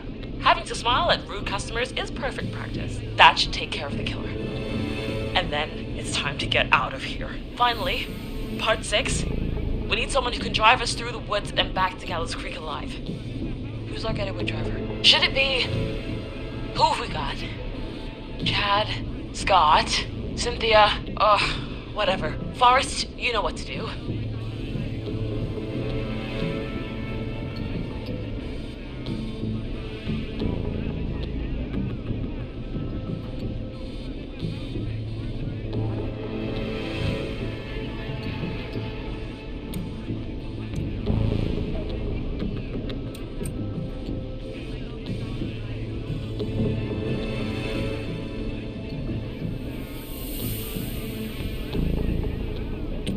Scott. I know we all love watching American Skid. Yes, Yeah.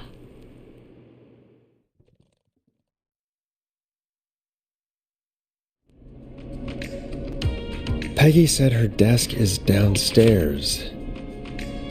Hey, you find anything that'll help us out? Yeah, I found a friendship quiz with all these kids on it. If you think that'll help, then good enough. Carrie's on line 1. Whenever you're ready. Time to turn the music off. This is Forrest Nash, back again with an unlucky caller on this unlucky night. Carrie, are you there?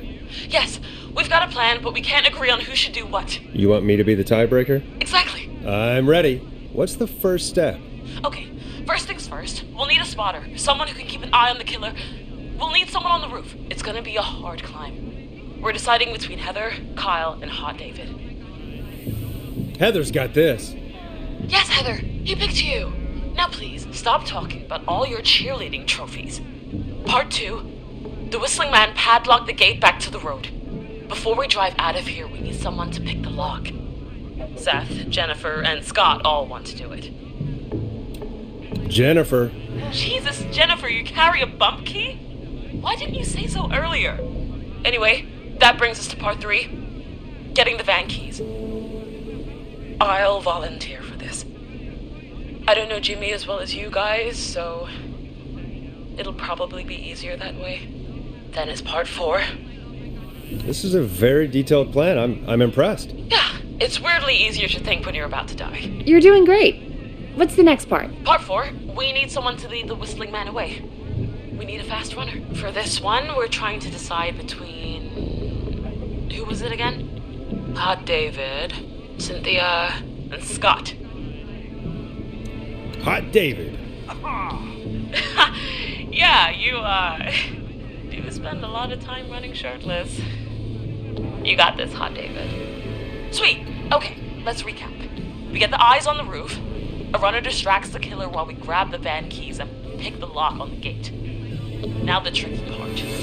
The getaway. Ooh, what's the plan there? Well, we can't all outrun the whistling man. But he thinks we're just a bunch of stupid teens. So, let's use that against him. Part 5. We trick the killer into a trap. Someone can pretend to be injured. Who would make the most believable bait? Who you got? We got Lisa, Tammy, and Cynthia. Lisa. Whoa. You're right, Lisa.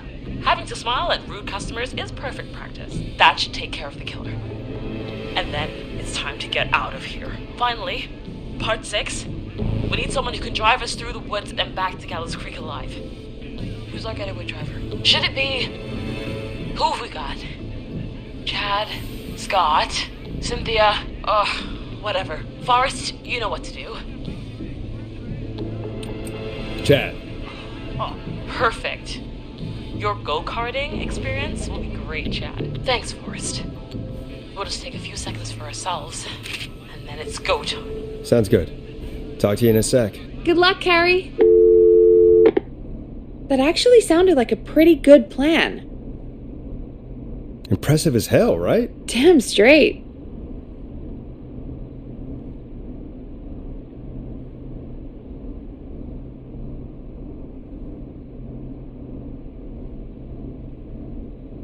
Oh, the kids are back already.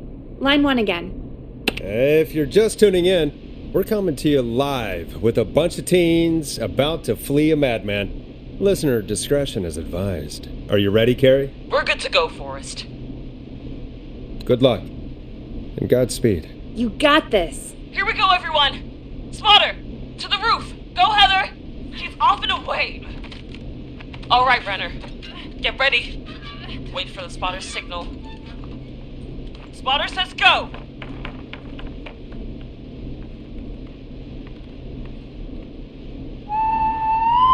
took the bait. Lockpicker, go. I'll get the keys off Jimmy.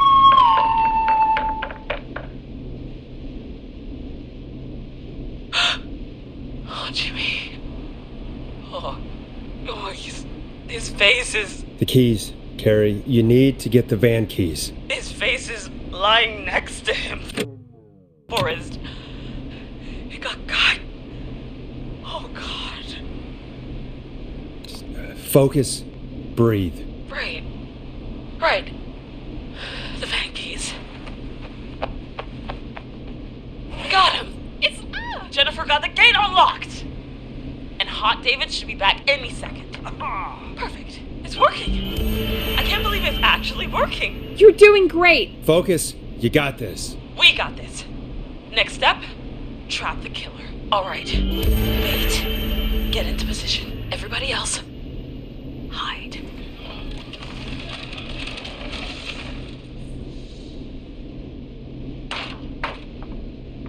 Okay, performer. Now, act like your life depends on it. Oh. There he is. He's buying it.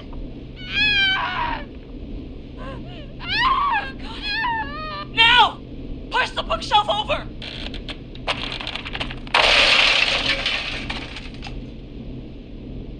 Oh my God! He went through the floor! Spotter! You need to climb down now! We gotta go! She's coming down. And yes! Heather! Quick, everyone to the van. Driver, take the keys.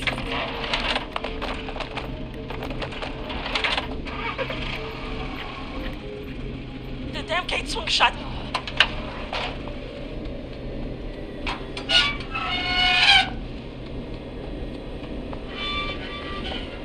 Huh? What? It won't stay open. I'll hold it. You drive through. Carrie! What was that? It's a whistling man. Drive! Now!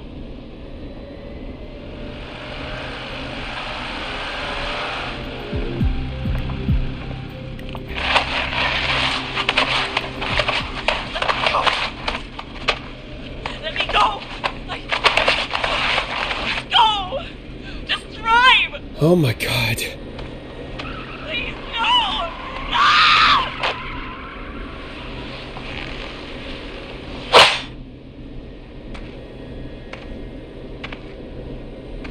Carrie?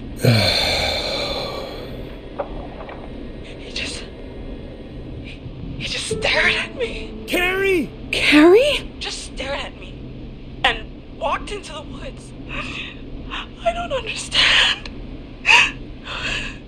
Thank God you're okay. Can you get somewhere safe? Yeah. I can make it home. Thank you both for helping. If you hadn't, It was your plan, Carrie, and it was a great plan. It was really all you, Carrie. Still, I need to get home. Breathe, Carrie. You're okay now. I'll call you when I'm somewhere safe. Talk to you then. Folks, that was a lot. Our thoughts go out to Jimmy's parents in this awful time. For any kids listening in, please stay inside and stay safe. And parents, hug your kids extra tight tonight. Here's a song for the girl walking home in the dark.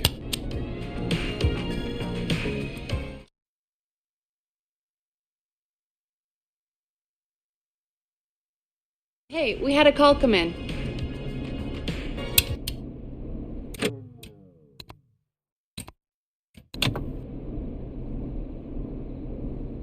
Forrest Nash here. Listeners, we've got another caller live on 189.16, The Scream.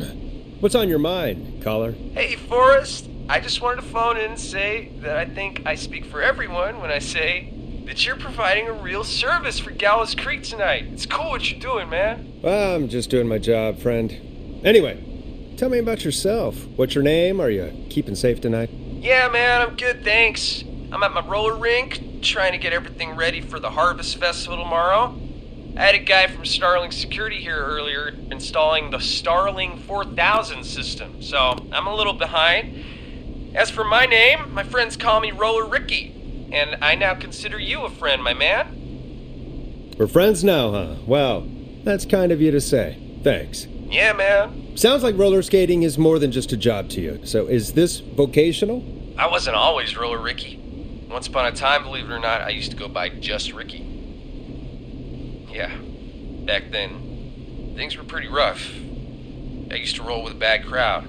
Not all bad, but there was this one guy.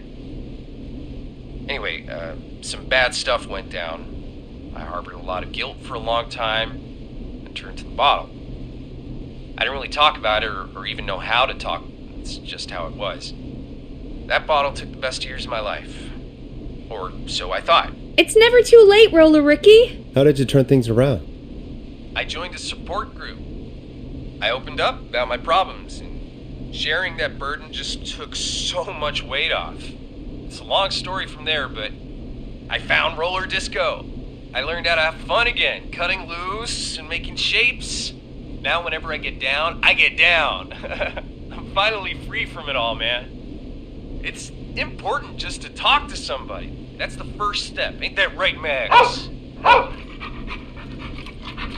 hello, Max. Welcome to the show, Max. Max is my emotional support dog. He's a rescue dog, but I always say he's the one that rescued me. He's the best dog a guy could ask for. Of course, the first thing I did was teach him how to skate. He's better than me now, a real pro. Max can skate? Yeah, man! At first they said it couldn't be done, and then they said it shouldn't be done. But Maxie loves the rink, man!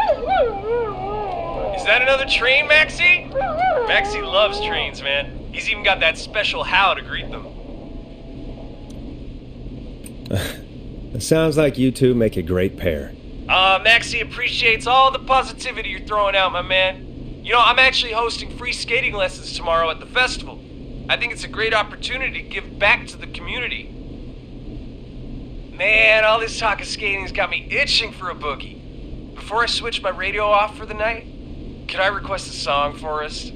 Something I can groove to, you know, something funky. It'll be me and Maxie's final boogie breakdown tonight. Then I think we'll take it down a level. I can do that. Thanks again for calling. You and Max, be safe now, okay? Bye, Maxie. You got it, man. Peace. Well, folks, this next one goes out to Roller Ricky and Max. Enjoy. Here comes one of my favorites. I really needed that call, you know, after everything. Yeah, I get that.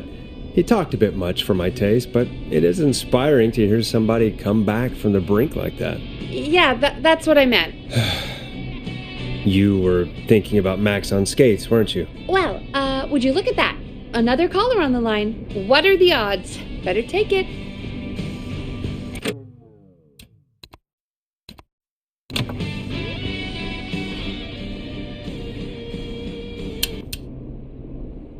Welcome back to 189.16, The Scream. This is Forrest Nash. How are you tonight, caller? I'm doing okay. I made it home safe. Gary! Hey, I just wanted to thank you for doing what you could earlier. You know, even though we lost Jimmy, and I don't know. Hey, it's okay. You were so brave earlier. You're safe now. I wanted to ask you why he didn't... Why am I... Why what, Carrie? Why did he spare me? After what he did, why let me go? Maybe he didn't kill you because he saw you as a victim. Maybe. But why would that stop him from killing me too? After everything he did to... These stupid hazing nights have to stop. Carrie, you did so well tonight. Stay safe and rest. Help is coming to Gallows Creed. We just need to hold on. Thanks, Peggy. Hey, Forrest? Could I request a song? Of course, Carrie. What song? Any song by Blast Processor. And thank you. This next one goes out to Carrie.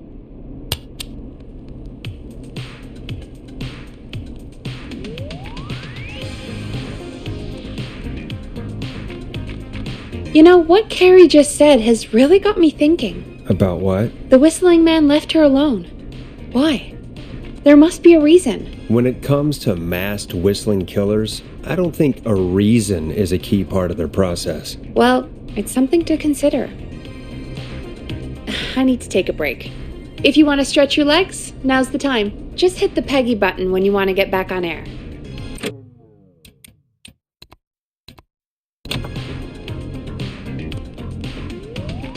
Let's get going, Peggy. Alrighty, we could run another segment or... Scratch that, Forrest. We have a caller. You're through to 189.16, The Scream. What's your emergency? Hello again, Forrest. Oh, that call with the teens was awful, those poor kids. Still, I'm glad the girl didn't get hurt. Thanks for your concern. Are you in trouble? What's on your mind? I wanted to ask you again to play my song, Forrest. You said you were going to play it, but you didn't. Your name was Dawn, right? What, Peggy? Yes. Oh, well remembered. My name is Dawn, and I wanted to ask you again to play my tune, Forrest. Long Ride Home? You know, the one that Peggy said she threw outside the window? I'll play a track for you, Don, but maybe pick another one. We don't exactly have that one in rotation right now. No, Forrest. You do have it. It's just outside the window. There's a serial killer on the loose. I can't just go outside hunting for a record. I'm really sorry, Dawn, but we just can't get it right now. But wasn't the whistling man just at the old murder house? That's miles from the station. It won't take you a second to grab it. Don, I'm not sure if you've heard, but there's something unnatural about this freak. He's fast. I'm not risking it. Oh, but I think you will. Forrest? Peggy, I'm calling with more than a request. I know something. I think I know who's gonna be next. What? Are you serious? Play my song, Forrest, and you'll find out. Well, folks, here's some music for you while I think things over.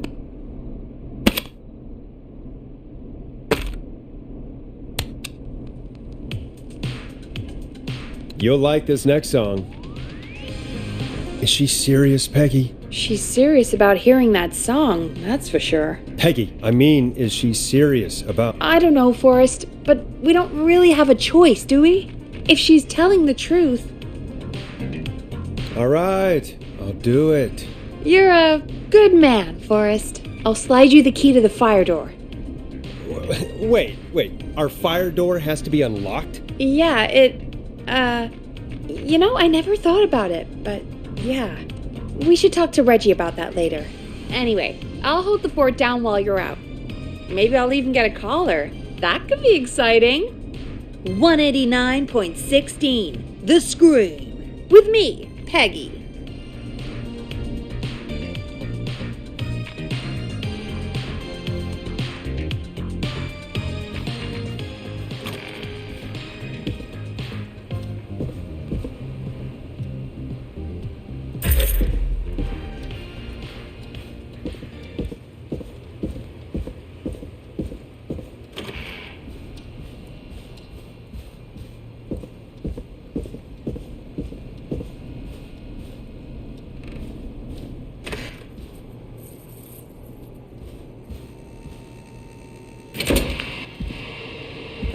You know, I hope she'll be happy when I'm brutally murdered by the whistling man. Out here, in the open, alone.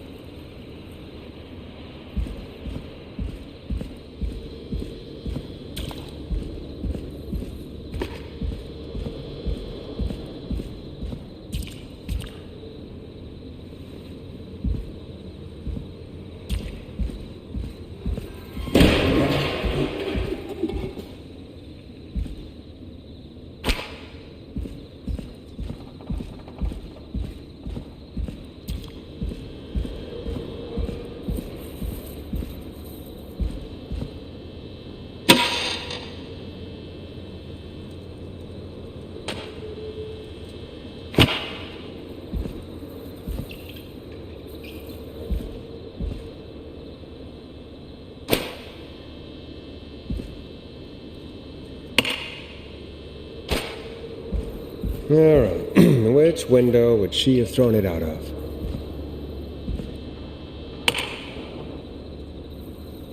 Here it is. Long ride home.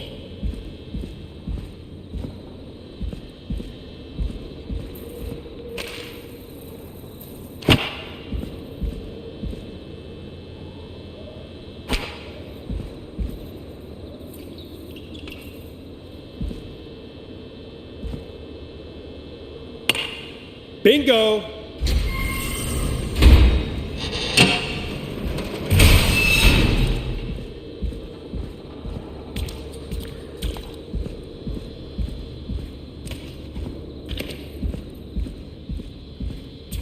I could probably survive that fall.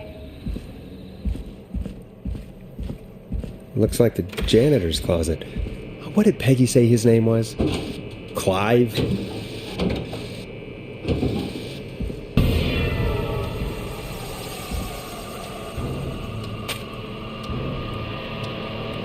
There's a key. I'll just take that. Might be important. What the hell? Peggy is not going to believe this.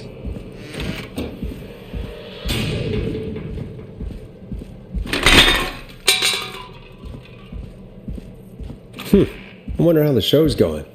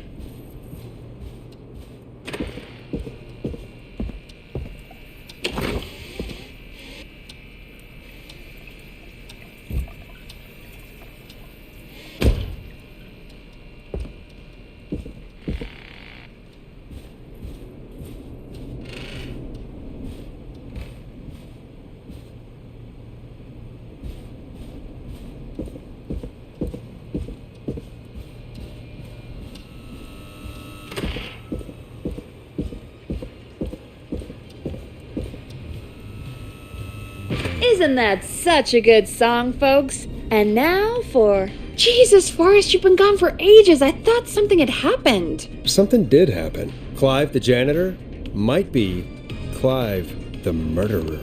What? I'll start from the beginning. The fire door locked behind me, so...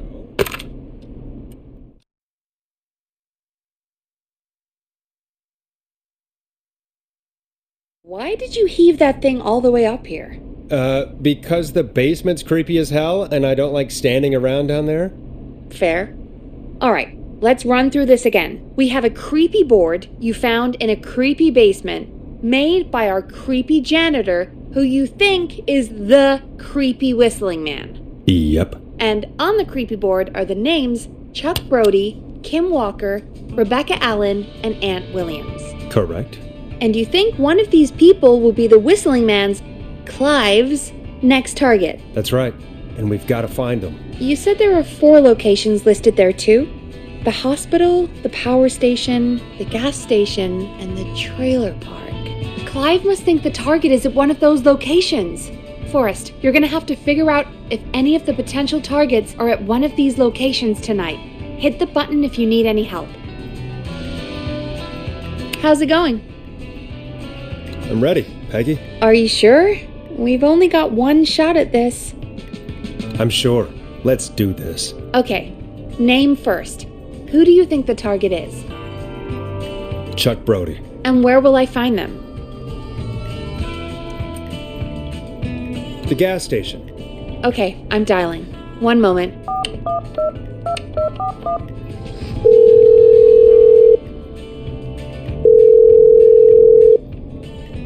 Hello? Chuck Brody! Listen, I know this sounds crazy, but we have reason to believe the whistling man is coming for you. You need to get yourself and everyone else out right now. The whistling man? What the hell are you? Who is this? This is Forrest Nash. Listen, the whistling man's back. We found a list with your name on it, and... Oh, God. It's today. The year I finally let myself forget. Forget? Forget what? Forget? No, man. I gotta get out of here.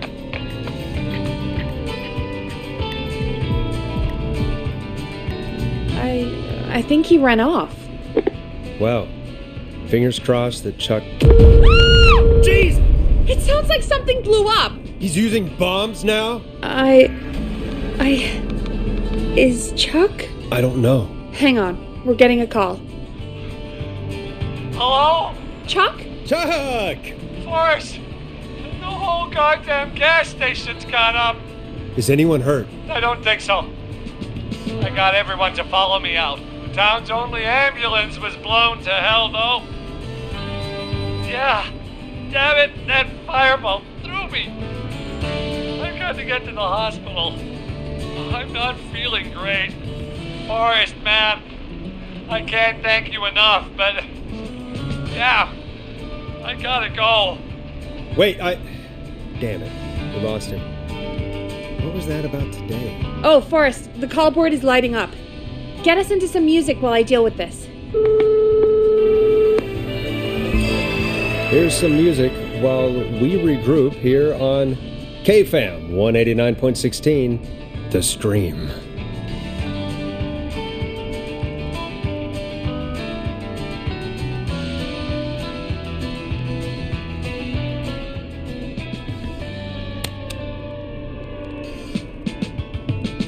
There's gotta be more in the basement to show us who Clive is targeting. And if that's the case, we can get ahead of him. Stop the killings before they can happen. Forrest, we need to go back down. By we, you mean me, right? Yep. Like I said, I need to handle all these calls. Maybe start with that creepy mannequin room you mentioned before. I still have a lot of questions about those, by the way. Me too.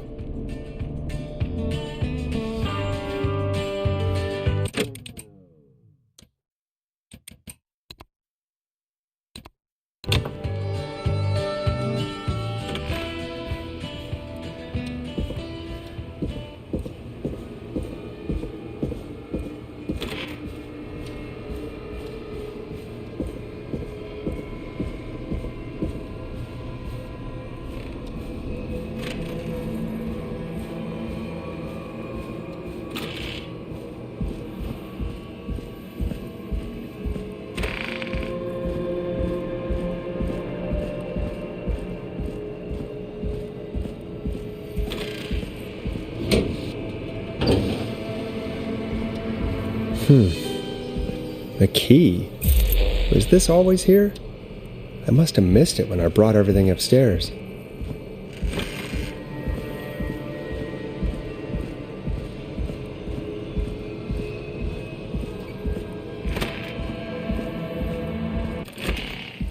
Hey, Forrest! Peggy, give me some warning before yelling down the intercom? Sorry.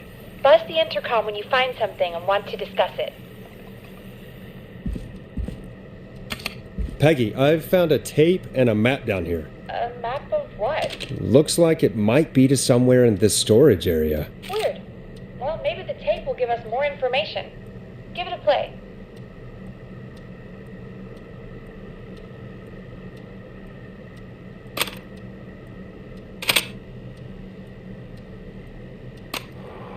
George Barrow, 1968.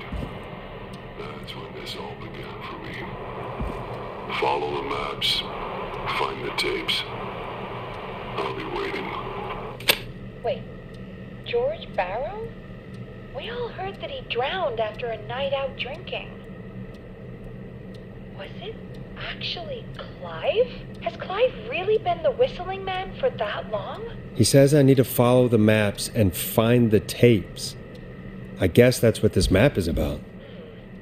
I think we need to see what else is hidden down here. Be careful, Forrest. Keep looking. Buzz the intercom when you found something.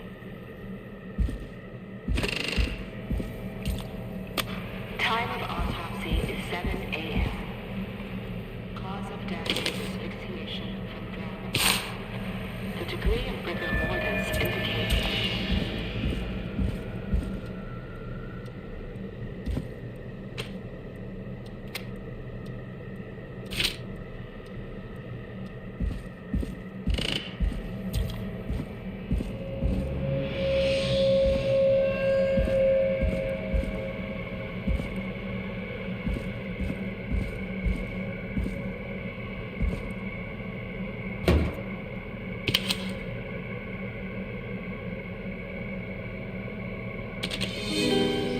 This looks useful.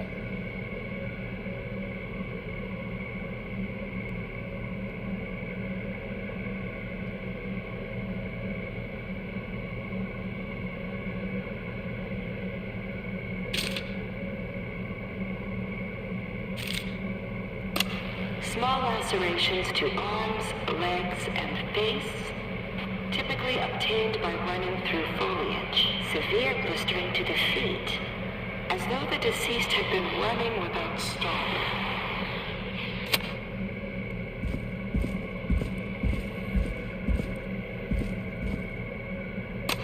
Preliminary toxicology results shows no signs of inebriation.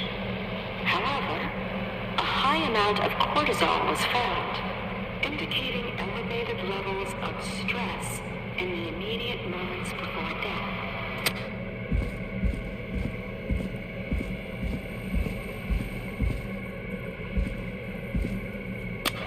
Additionally, there appears to be a post-mortem injury to the arm. It looks like it was trapped in a car door.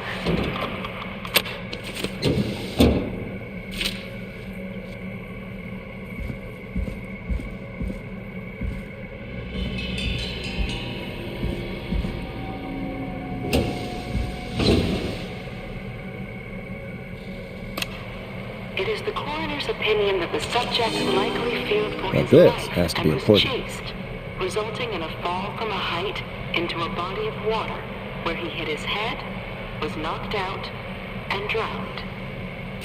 Following that, he was moved. Dr. Sullivan, we need to have a talk. That recording. Shut it off.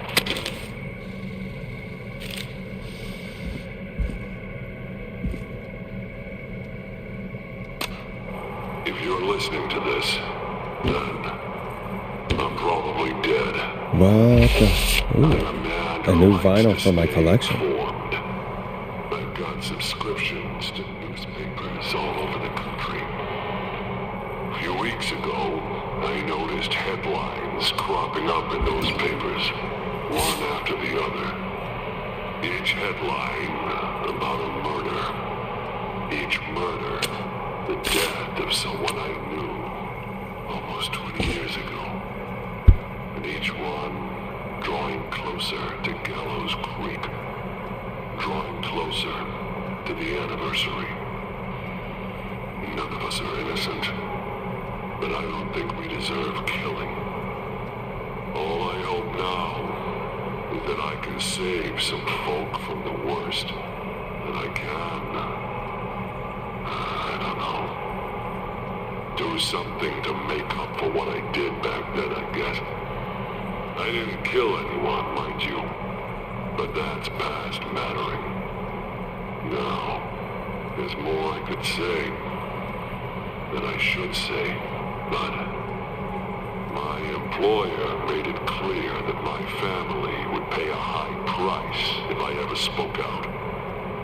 So, hopefully I've said enough for you, listener, whoever the hell you are, to start putting the truth together.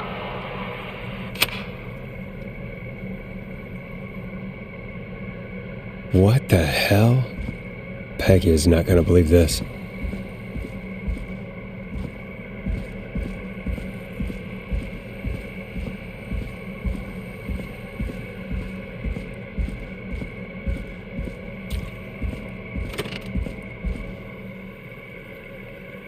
What have you found, Forrest? It's an autopsy tape. Doesn't say for who, but I think it must be for George. Poor George. He was so young. Something's bugging me, Peggy. What do you mean? I swear I recognize the voice of the woman talking on the tape. I just can't place it. Seriously? Do you think you've met her before? I don't know. I mean, I just got here recently. I don't know. Found another tape. It talks more about how George died. What did it say? It sounds like he was running for his life. Sprinting through trees and bushes, getting cut up all over. What would drive someone to do that? I'm not sure yet. There's also a tape about a toxicology report. There were no signs of drinking or that he was on anything. What? But everyone said he went swimming drunk and drowned. It was in the newspaper and everything. I found a written autopsy report. What does it say? According to that, it's just like you said at the start. George drowned after getting drunk. Said he liked to fight, too. But that contradicts the tape. I know. And I think I know why. There's a note with the report that says, "I'm sorry I made you do this, Virginia." If it was on the autopsy report, then Virginia must be our coroner. Wait, the caller from earlier, when we had to call the takeout restaurants, wasn't her name Virginia? We need to call her back once we finish down here. It looks like she might know something about what's going on. I found a tape that introduces a new detail to the story. Post-mortem injury. Apparently, his arm got caught in a car door. A car door? Yeah, after he died. How do you suppose they can tell? How can they tell? I'm a radio producer, not a coroner. The written report I found doesn't mention it at all. How did his arm get trapped in a car door after he died? Unless he got it when the police collected his body, I guess someone else must have moved him after he was dead to where he was eventually found. But the report, what is going on here? I found a police report. Mentions a friend from earlier, Sandra Sharp. Sandra. The jazz runner? That's right. She found George's body washed up at the reservoir. The reservoir? Yeah? What's strange about that? George got cuts from running through foliage, right? But there's no forest around there. Also, how did it wash up at the reservoir? What do you mean? Reservoirs don't have tides. But that's what the police report said. It's not possible, though. I did a school project on reservoirs and got an A. But, yeah, not important right now. The important thing is that it doesn't make sense. What are you suggesting, then? That the body was originally found somewhere other than what the report suggests? That the sheriff tried to cover it up, but accidentally let something slip? Something like that. I think. Well, Sheriff Matthews wrote the report. If he hadn't been eviscerated, we could have asked him. True. But Sandra is still alive. Once we're done down here, we should give her a call. In another tape, the coroner comes to the same conclusion as I did. George was running from something. Maybe maybe, but then there's this next bit where the coroner thinks he was moved post-death. So she agrees with us. At the end of the tape, someone burst in and demanded Virginia stop recording. I think it was Clive. This is starting to make sense now. This is a conspiracy to cover up what happened to George. I think I found Clive's last recording. I think Clive might be gone. Gone? I found a confession. Not for any killings, but for playing a part in covering up George's death. He left this behind in case he died. He hoped someone would find it. Do you think the whistling man already got him? Possibly. We've had a lot of callers tonight, but maybe not every victim made it to the phone, you know? We don't know how many there really are. Christ, Forrest, that's dark. I know, but Clive said he had read about other murders in other towns, and that the murders were all folks who knew about the incident. And the killings were getting closer to Gallows Creed. He said he wanted to do something good for once. The board in his office. He wasn't tracking people down to kill them. He was tracking them down to save them. Ugh, why didn't he just come out with all of this? He said his employer threatened his family if he spoke out about any of it. His employer? The one who orchestrated the cover-up? Oh, Clive. I'm sorry for thinking you'd killed all those people. Do you think you found everything? I think so. Forrest, what's going on here? Someone wanted that boy's death to seem like an accident, and they hired Clive to make it look that way. Come back upstairs when you're ready. We need to figure out our next step.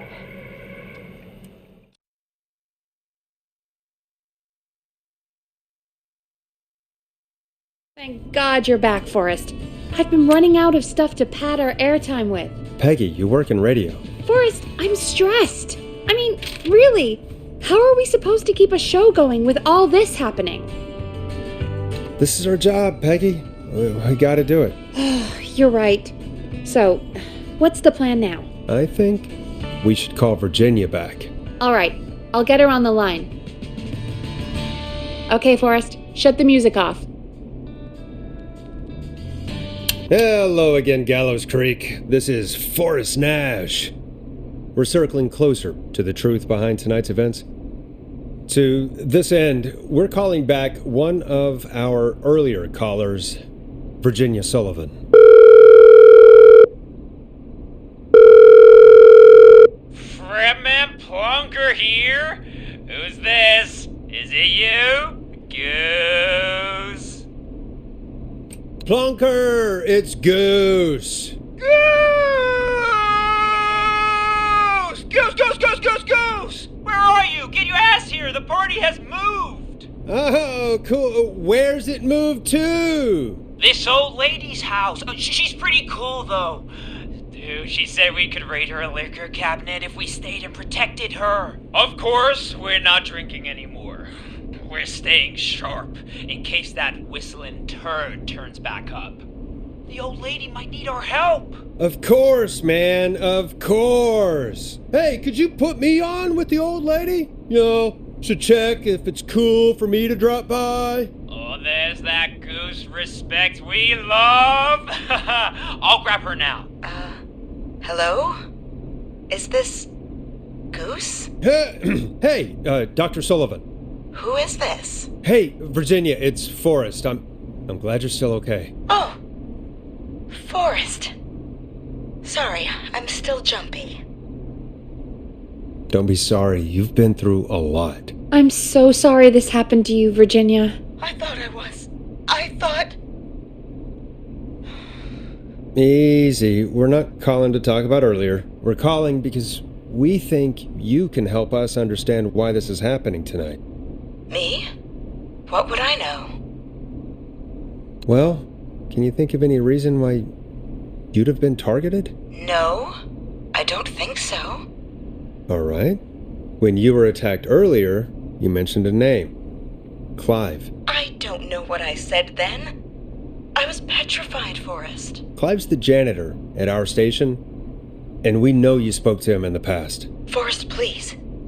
You don't know what you're doing. He'll come for me. Virginia, it's okay. Clive won't be coming after you. We think Clive's dead. Dead? But isn't he? He's the whistling man, Forrest. We found evidence to the contrary. But it's true. And we found your autopsy reports for George Barrow. How? I saw him destroy them. Well, he didn't. I don't know if he kept them or made copies or what, but we found them. And we know it's related to what's happening tonight, which is why we called you. Why did you write a false report? All right. One day, I came into work to find a boy on my slab. And as I finished the autopsy, this man, Clive, he just burst in. And he started making demands to give over the reports, to falsify what I found. Of course I said no. But, well, when someone wants to make you do something, they can use the carrot or the stick. For me, he used both. You see, my sister is sick. She has a chronic condition that's never going away. It's expensive to treat, and it was getting to where I couldn't afford it. And Clive promised me that his employer would pay for my sister's treatment if I did what he said, and that if I ever spoke about this, he'd beat me to within an inch of my life. I don't know why he had me do it, but my sister needed me. You have to understand. She needed me. We understand. Thank you, Virginia. That was brave. God, I just want this nightmare to end. This will help end it, Virginia. Thank you. Stay safe, Virginia.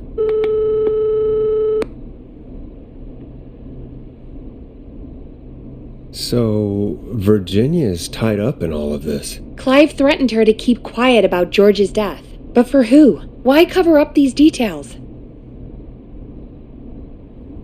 Well, we know Sandra was involved in George's death. Do you want to call her? I do. Alright, but before we go asking questions, I think we should know what we want to ask. Is that fair? Yeah, we need to ask her about finding the body. She was the one who discovered it, but something just doesn't add up. 100%. She knows more than she's saying. I wonder what she's hiding. We'll hopefully find out soon. Anyway, just be careful when you're talking to her. Don't push too hard. We don't want her to hang up. I'll be careful. Alright, calling her now. Hopefully she's at her jazz studio.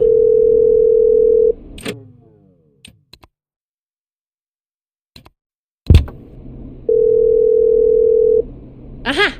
Forrest, you're through. Hello, this is Sandra at Jazz Pizzazz Jazz Studio. Who is this? Hello again, Sandra! It's Forrest Nash of 189.16, The Scream. And you're live on air. Oh, I always thought folks called into a radio show, not the other way around. How jazzy. What can I do for you? Well, we're trying to understand what's behind the attacks tonight. We had a few questions. Why, Forrest, of course. Heck, after the way you saved my life, I'd say yes to just about anything you asked. Do you know why the Whistling Man might have targeted you? Ha!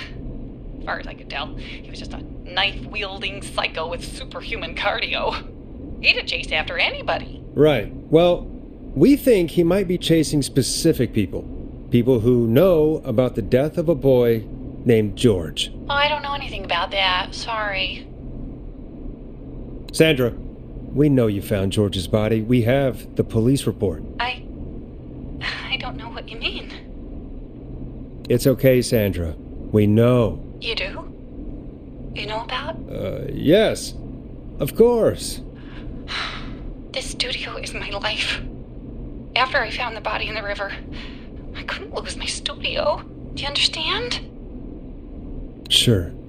I understand. When the rent just kept going up, he said he'd stop if I just needed to keep quiet. And everything would be okay. Of course. We understand. I mean, it's not like I killed killed him. What was the harm in saying I found him in the reservoir instead of the river, right? Right? I'm sorry. I can't do this. And she's gone. I don't think that could have gone any better. You truly did great, Forrest. Well, folks, if anyone out there has any thoughts on what's going on tonight, please call in. That's good timing. We've got a call waiting just this second.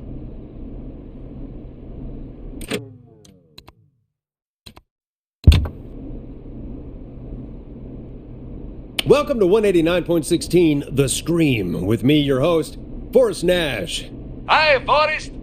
I know this is really out of the blue with everything happening tonight, but I wondered if you could send a special birthday message to my uncle.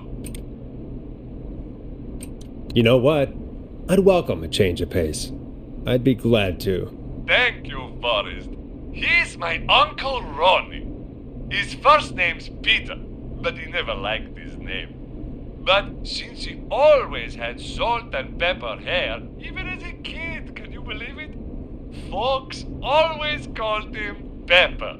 Thanks for the history lesson. Is there anything besides happy birthday you would like to say to Mr. Pepper? Oh my god damn it! Yes! Tell him he can get the best birthday deals and party packages here at Putney's Pizza. Starting at You son of a bitch! Stop calling us! Sorry, Forrest. Let's just move on. We've already got another caller on the line.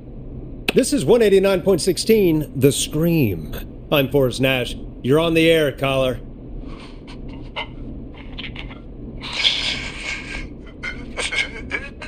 Caller.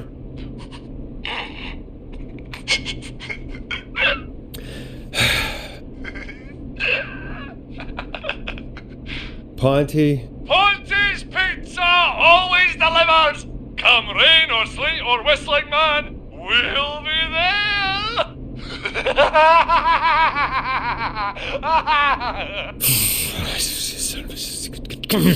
Forrest?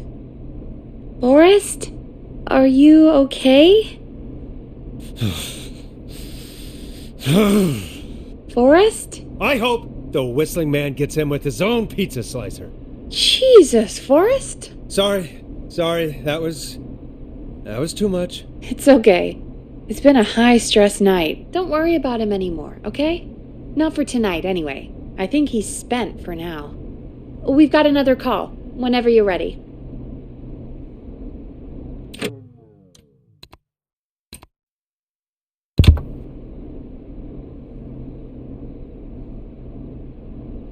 Folks, don't spend your money at Ponty's Pizza. That's all I'm going to say about that. Moving along, I'd like to welcome another caller to 189.16 The Scream, with me, Forrest Nash. Who, may I say, is calling? Well, hello again, Forrest. Dawn, we played your song, Long Ride Home. Did you hear it? Can you tell us? Never mind that now. First, I'm calling because I need your help.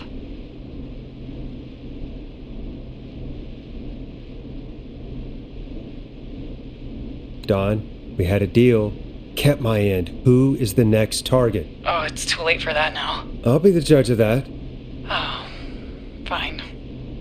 Chuck Brody was the next target, but that ship sailed. How did you know it was Chuck? Well, if I tell you, I might just put more people in danger. People are already in danger. This might help. Forrest, I don't have time. I need your help. Do you mean... Yes, he's after me now. You? I think so. He must have heard me on the radio, helping you. Helping? You didn't exactly help. Maybe I've been helping more than you know. I was out following a lead, trying to work out who would be next. After Chuck. And what happened? And I started to feel like I was being followed. I came back to my apartment building, but this newfangled security system has me locked out. I need you to help me get inside. Don't you have a key to get in? Only for the apartment door. The front gate requires an entry code. The future is electronic, I guess. I need that code to get inside. Which apartment block do you live in? Maybe one of our listeners lives there too. It's the new Woodside apartment building between the town hall and the trailer park, but I doubt any of your listeners live there. I don't have many neighbors. Sounds like a prime piece of real estate. The sound really carries at night. Shit.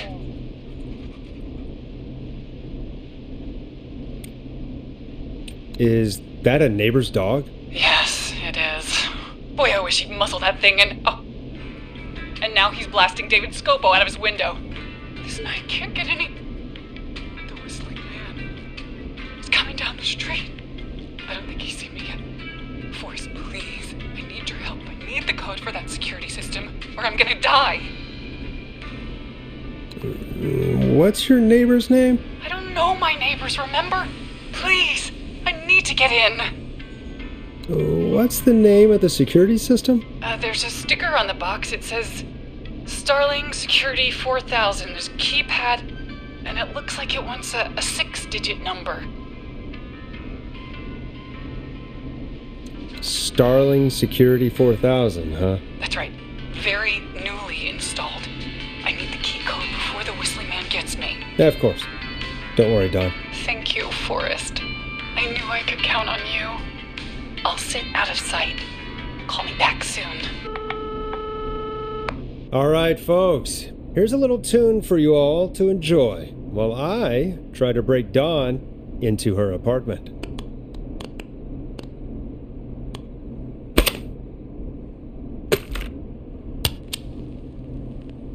Coming up for your listening pleasure, it's Caged Tiger with their single, One Last Goodbye. You were pretty quiet there, Peggy. Forrest, was it just me, or was there something... Yeah, it wasn't just you. Something was weird about that. Yeah. Well, tell you what, we have a Starling 4000 or whatever here at KFAM. Clive bought one for the station. Maybe we can find something to help. Well, I'm not sure who, but to help someone. Order delivery form. Starling must have left this by accident. This system's not even installed at Woodside. Okay, so she's locked out of the Woodside apartments, and somewhere, Clive probably has the papers for the Starling 4000.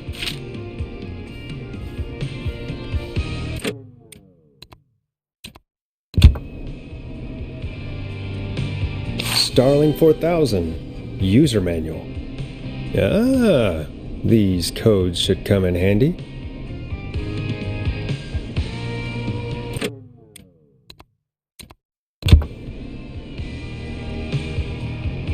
Welcome back, Forrest.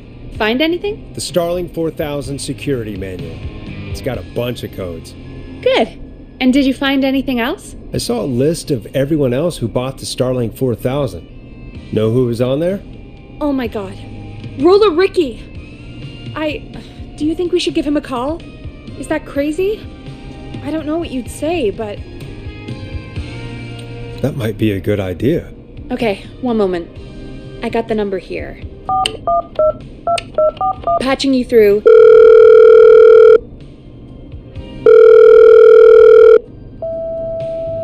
Shit. He probably can't hear it over the music. Forrest, I don't know about this.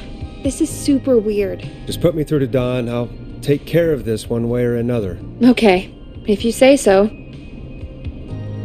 When you're ready, shut the music off.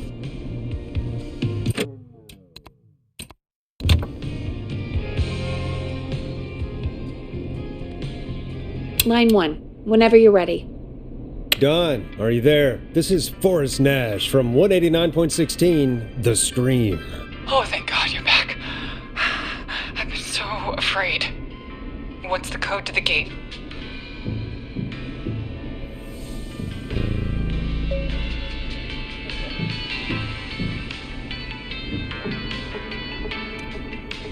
The code is 191519.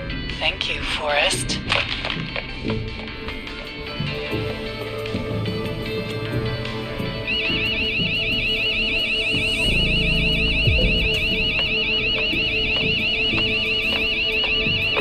Son of a bitch.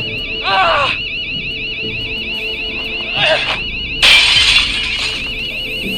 Is she...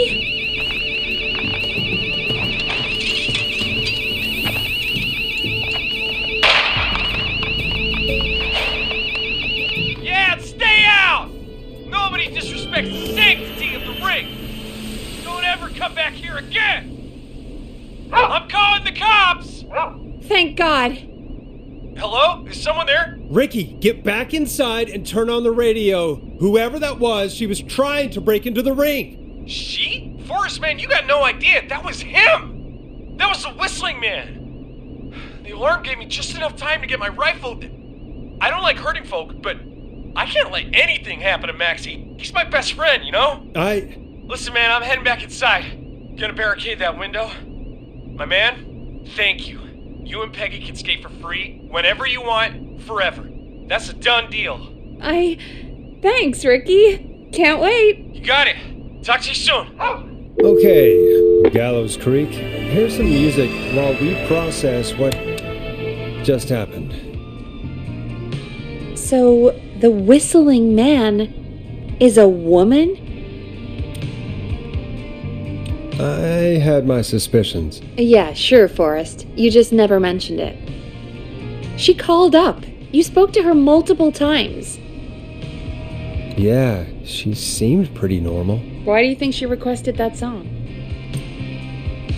To get me outside? Maybe, but how? She didn't know the song was outside to start with. That's right. She never actually attacked me out there. So? What now? I guess I should make an announcement. We do have new info. Okay, kill the music and you can make the announcement. Okay, you're live in 3, 2...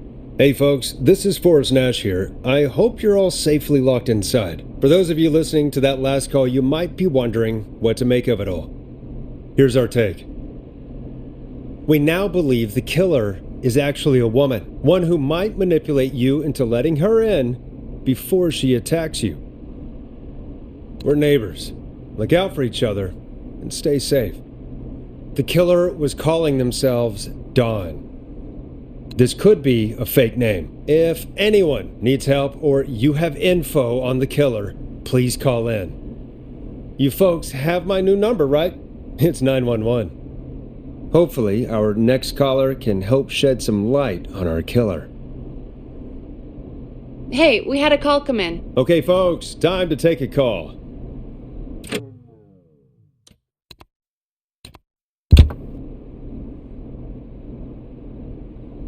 You're through to Forrest Nash on 189.16, The Scream.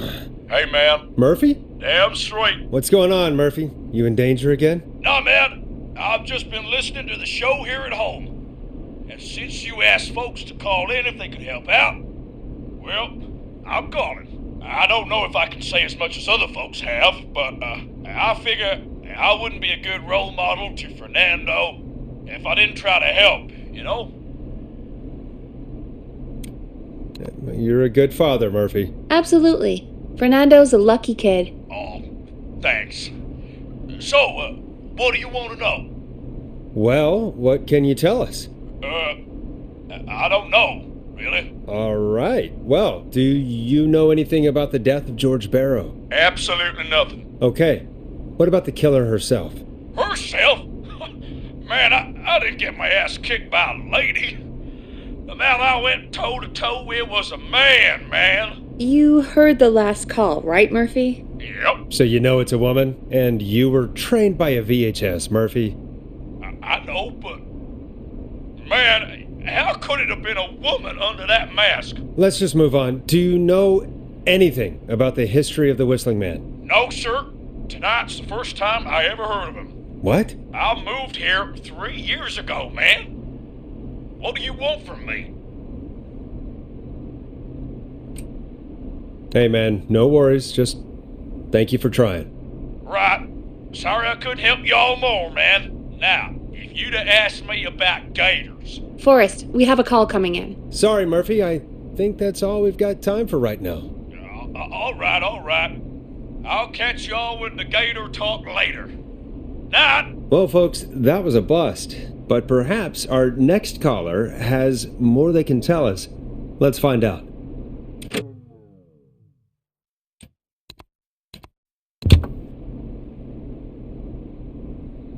This is Forrest Nash, and you're listening. Please help me. My name is Casey Moore. I'm at 25 Nancy Drive. My best friend's been stabbed. He's bleeding everywhere. I don't know what to do. Please help me. Is he still breathing? Yeah, but he's bleeding out fast. I really need help, please. Take a breath. We'd been out at the reservoir. We were heading back to his place when we heard this whistling all of a sudden. He just started freaking out. He screamed at me, told me to hide.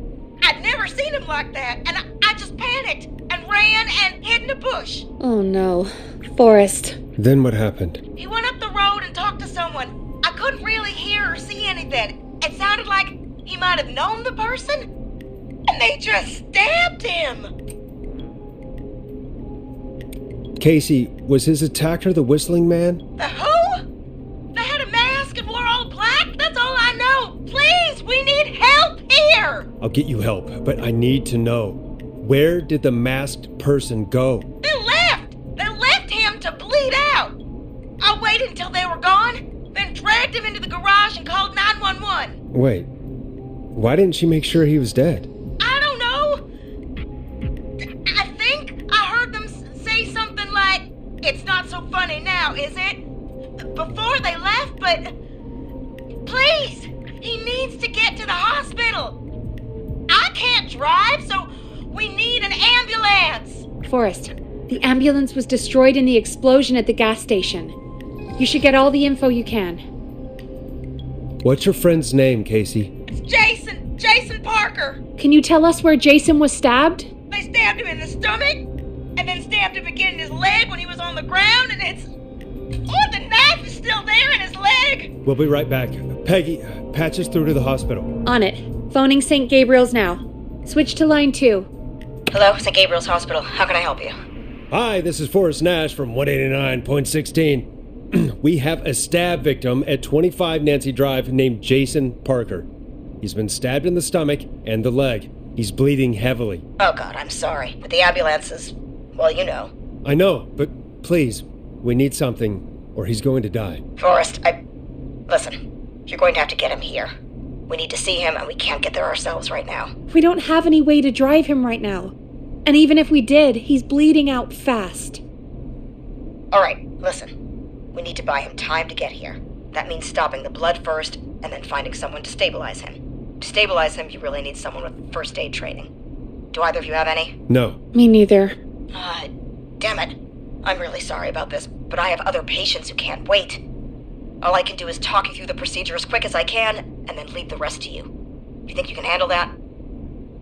We don't really have much choice. Hit me. Okay, from the top. If he's bleeding out, then you need to get him comfortable and try to stem the bleeding. Lay him down. Apply continuous pressure directly to the affected areas. When the bleeding slows, get a clean cloth of some kind and hold it over the wounds. Get them comfortable. Apply pressure. Clean cloths when slowed. Got it, I think. You said he was stabbed, right?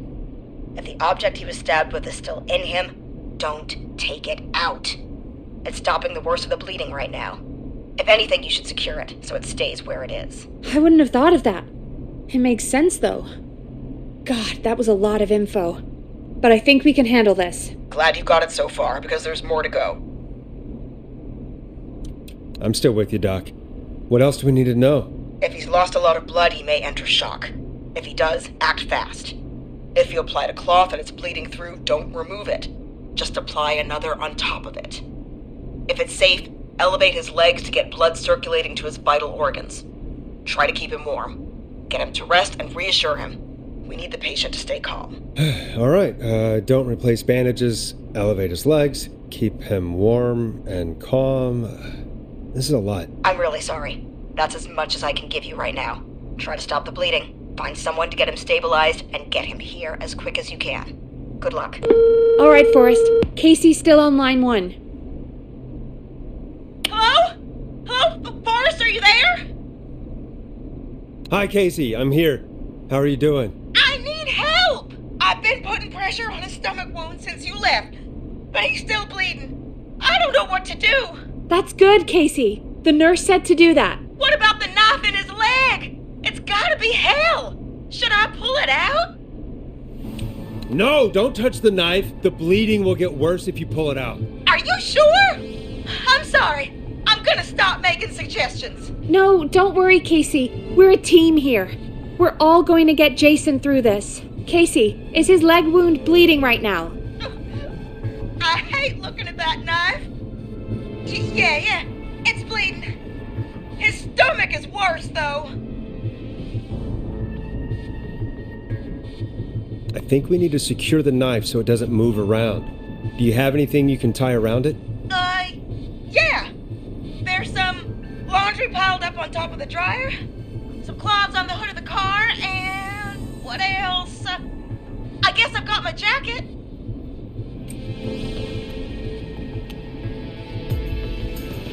Take the cleaning rags and hold them over the wound. I really hope these are clean. Here we go. I'm sorry, Jason. It's secure. I'm putting pressure on his stomach again. I'm starting to think we might make it. Forrest, can I have a word? Now isn't the best time, Peggy. Can it wait? Forrest, it's kind of important. All right. Give me a second. Casey, I'm going to have a quick word with Peggy. Keep putting that pressure on and let us know when the bleeding is under control.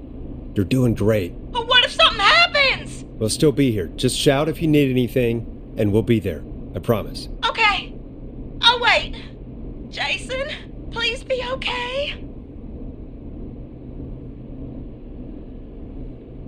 What's up, Peggy? We can't stay on the line with her all night. Dawn is still out there. What if other people need us? You're right. She's probably on her way to her next target right now. Exactly. And you heard the nurse. We need someone there with training who can stabilize him. He's got to get to the hospital somehow. Any suggestions, Peggy? I might. A little before you started working here, KFAM did a mandatory first aid training course. Me and Karen missed it because we were away on a producer getaway. You skipped it, didn't you? Never mind. So, how does KFAM's first aid course help us? Casey said they're at 25 Nancy Drive, right? Yeah? Why? They put up a bunch of cheap houses around there about 10 years ago. So a bunch of people here at the station live around there. Do you think any of them could help Casey and Jason? Probably, but I don't know who lives there. And since I missed the training day, I don't know who knows first aid. Could you call them and ask? I don't know everybody's numbers. I've only ever called Karen. Everybody's personnel info is probably in Reggie's office. Got it. I'll look through their files in Reggie's office. It's a life or death situation. I'm sure they won't mind. Right. But there are a couple of problems with that. Naturally. It's sensitive information, so Reggie probably locked it in his safe. Great. Do you have any idea what the combo for the safe could be? Not a clue. Reggie's a serial note-taker, though. Maybe something in his office will give it away. Right. There is something else. I'm not gonna like this, am I? Have you ever heard, the future is floppy? Peggy, what the hell are you talking about? I'm talking about floppy disks. Floppy disks are like these futuristic things that have information on them. You put them in a computer and they do something. Peggy, I know what a floppy disk is. Anyway, Reggie decided that the future is floppy and started phasing out our physical records and replacing them with these floppy disks. I imagine it's the same for our personnel files. That's good to know. Since we haven't heard anything from Casey, I'm guessing Jason's okay for now. I'll check out Reggie's office and see what I can find. You'll need a key for that. I'll just slide it under my door now. Thanks, Peggy. I'll just have to look around.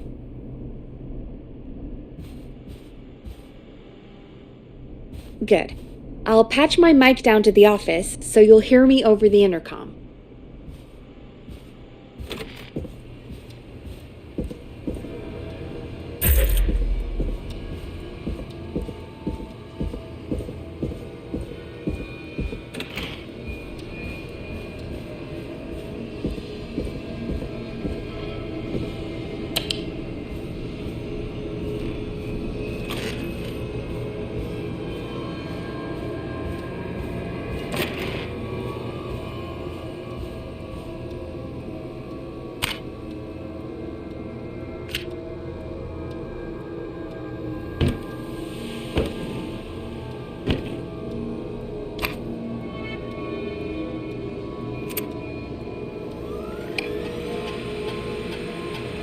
Could this be it?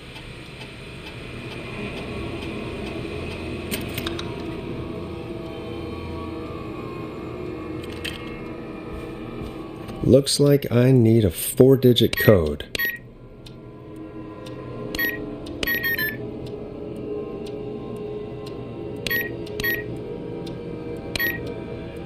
Nice.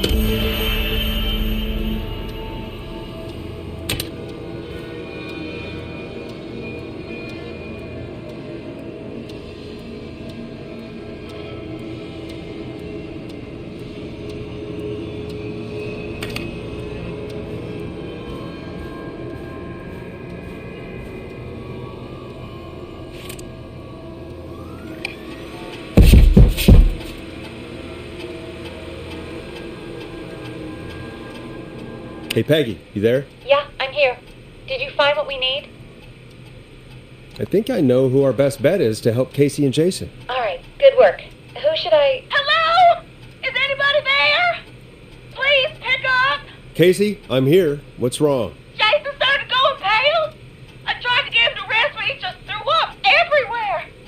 What's happening? What do I do? God, it sounds like he's going into shock. Casey, just stay calm. It's going to be okay. But the bleeding seems to slow down. Did I mess up? Jason, I'm sorry. Casey, calm down. You've done everything right. I need you to listen to me, okay? For Jason. What did the nurse say to do about shock? Casey, I need you to elevate Jason's legs. We need to get the blood flowing to his vital organs. Got it. Jason, stay with me. I'm just gonna move you. This might hurt. Okay. I propped his legs up on some boxes. I'm looking at my notes. We need to get Jason as warm and comfortable as possible. Do you have anything you could use nearby, Casey? Yeah. I still have some laundry next to me. I'll wrap him in some blankets. Just give me a second. Sorry. Jason's bleeding through his bandages. Should I get him new ones? Or... Oh, God. Don't remove the bandage. Apply another one on top of it. Do you still have something you can use? I've used the rest of the laundry to keep him warm, so... I'll use my jacket. I can always get a new one. I'll fix his bandage and get him warm. Hold on, please.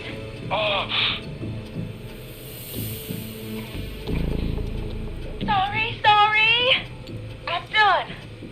You're gonna be okay, Jason. Just relax now, okay? Forrest, I'm scared. He's not doing well. Is he gonna... Jason is going to be fine. Just make sure he knows he's going to be okay, okay? Okay. But please, I can't give him what he needs. Please, help. I can't lose him. All right, Forrest, we need to hurry. Jason doesn't sound like he's doing too well. You said you knew who to call earlier? Who was it? We need to call John Hedges. He lives on Nancy Drive. He didn't really participate in the first aid training, but he's a former war medic. He's probably the most trained person we have. Really? I never really spoke to him before. A war medic, huh? Yeah, and according to Reggie's notes, John keeps all of his old equipment at his house. He's something of a hoarder. All right. What's his number? 5420735. Calling now. Let's hope he picks... Who the hell is this calling me? What time is it? John, it's Forrest Nash here at K-Fam. We have an emergency and we need your help. Forrest, if this is a work emergency, then it can wait until the goddamn morning. Just leave me a note like everybody else. A man has been stabbed by the Whistling Man, or... Never mind. He's lost a lot of blood, and he's passed out. We need you to help him. The Whistling Man? What kind of joke is this? John, we're not kidding. A man is gonna die if we don't help him right now. Seriously? I haven't been called on for over 10 years. Where's the patient? What's his condition? He's at 25 Nancy Drive. I think we got his friend to stem the bleeding, but he's gone into shock. He's passed out right now. You say he was stabbed? Do you know the extent of his injuries? From what we were told, he has 2 major stab wounds. One to the stomach and one to the leg. The knife is still in his leg, and the stomach wound is open. Understood. Let me grab a few supplies and I'll head right over. Damned if he dies on my watch. Thank you, John. We'll let him know you're on your way. Good luck. Hello, Casey. Are you there? How are we doing? Bad. Jason seemed really weak and then just started thrashing. What about now? Is he still thrashing? He's passed out. Please tell me you found someone to help. Casey, help is on the way. My colleague will be there soon. You hear that, Jason? Someone is coming. You're gonna be just fine. Just hold on for me, okay? Just hold on. Come on. Hello, Casey. This is John Hedges. I'm here about Jason. Please let me in. I'm guessing that's Jason there. Casey, I'm gonna need your help. Forrest, Peggy, don't you two worry.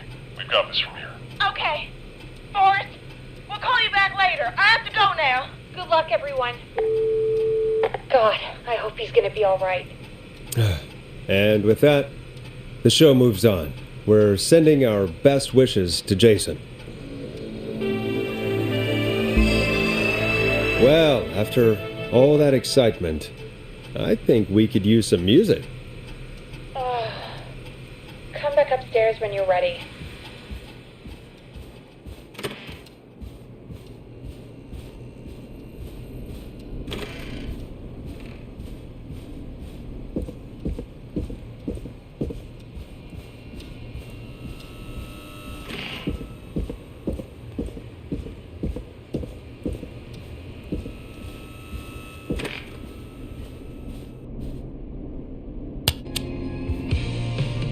Hope you enjoy this one as much as I do. It's getting pretty late. This might be your last break for the night, so try to enjoy it. Give me a buzz when you want to go back on air. Let's roll. You got it. We've got another call coming through, too. When you're ready, shut the music off. Welcome back to 189.16, The Scream. I believe we have another caller on the line. How are you tonight, caller? Forrest! It's me, Roller Ricky. Oh, and Maxie's here too. Good to hear from you again. How are you both doing? We're good, man, thanks to you. You're like our guardian angel. That wouldn't be a bad look for you, Forrest. A little White Wing Halo number? Maybe something for the K-Fam Halloween party. All right, everyone, let's calm down. Ricky, I'm just glad we could help you and Maxie. Is there anything else we can help you with, Ricky? Actually, I think I have some info that might help you. Oh? What's that? You see, man, me and Jason know each other. You know each other? Yeah, we went to Gallows High and played on the football team together. He was a gnarly offensive linesman, and I was our star wide receiver. Runner Ricky, they called me. All right, and what does that have to do with tonight? Well, because George, the guy who drowned, he was on our team too. Tell me about him. What was George like? I didn't know him for long, man. I'm sad to say. We had our first team party on the night he drowned. He seemed like such a good dude. Ricky, were you there when George drowned? No, man. Once the party turned, I beat feet out of there. Man, I remember George and his girl there. There was a whole lot of love, man. I could see it, you know? George's girl? Ricky, who was the girl? She might just be the one behind all of this. What? No way, man. There was so much love there. I can't believe she'd ever be capable of anything like this. Ricky, please. What was her name? I never got her name, man. He just called her Bean. I didn't really know her before or see her after that. Then what did she look like? Please, tell us anything you remember. I just remember a pretty girl, man. I'm sorry. Ricky, you said the party didn't last long. What happened? We were just having a good time, and then the next thing I knew, everyone was running for their life. I looked up and saw a goddamn whistling man in the trees. And I never ran so fast in my life. I ran straight home. Didn't know about George until next morning at school. I'm guessing it was whistling night, wasn't it? That the whistling man was just another kid. Yeah. I don't know how George died, but I always felt like if anyone deserved to die that night, It should have been me. And... Ricky, it wasn't your fault. You're not a bad person. I know that now, ma'am. It took a long time to learn, but... yeah. Just thought I'd tell you all what I know. Thank you, Ricky. This helps. Thank you. You got it, man. Anyway, I think it's time for me and Maxie to free up your phone lines. Thanks for listening, man. I'll let you to it. Night, Ricky. All right, folks. Looks like we got a new lead in the case. If anyone has any info about this mysterious being, please call in. If she was George's girlfriend back then, she's probably in her mid to late 30s now. Huh. Oh, we have another call coming in, but hang on. What's up, Peggy?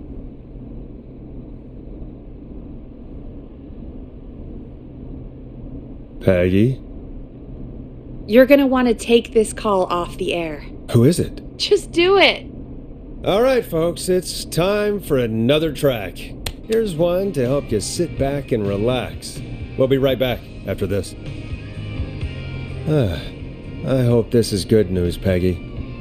Who have we got? Find out for yourself on line 1. Hello? Forrest, I'm glad I got back through to you. Sounds like it's been a busy night, huh? Surprise! It's Leslie, our 911 operator, leading the charge from Henderson to come save us. It's so good to hear from you. Are you okay? We're doing okay. Sarah and I are both happy to be headed back home. We're happy to have you too. Wait, Sarah? Oh, yeah, I mean Deputy Martinez. Anyway, we got back into radio range a little while ago. We've been listening in, but haven't been able to get through until now. Ever since you found Sheriff Matthews, it's only gotten worse. It's been a long night. Well, it shouldn't be too much longer now. I'm glad I got through to you. I wanted to let you all know what's going on. I made it to Henderson. Turns out somebody had cut the phone lines, and they had no idea what was happening. After I told them, well, their sheriff sent a goddamn squad back with me to stop this. That's great news! That's crazy about the phone lines, though. Do you think the whistling man cut them? I'm guessing so. I don't know how the whistling man did it. But that doesn't matter right now. Listen, we're coming in hot, but we need your help. I know Gallows Creek isn't a big town, but if we don't know where the whistling man is, we can't get him. Her. That's where you come in. You can count on us. What do you need? It might be a long shot, but here goes. The whistling man already called up a few times. I bet she calls again. We're still a little ways out of town, so if she calls, stall her. Buy as much time as you can for us to get in. And while you're talking to her, try to figure out where she is. We'll be listening in, so once her location is known, we'll head straight there and end this nightmare. I'll do my best. I know you will. Heck, I can see the headlines now. Forrest Nash's interview of a lifetime.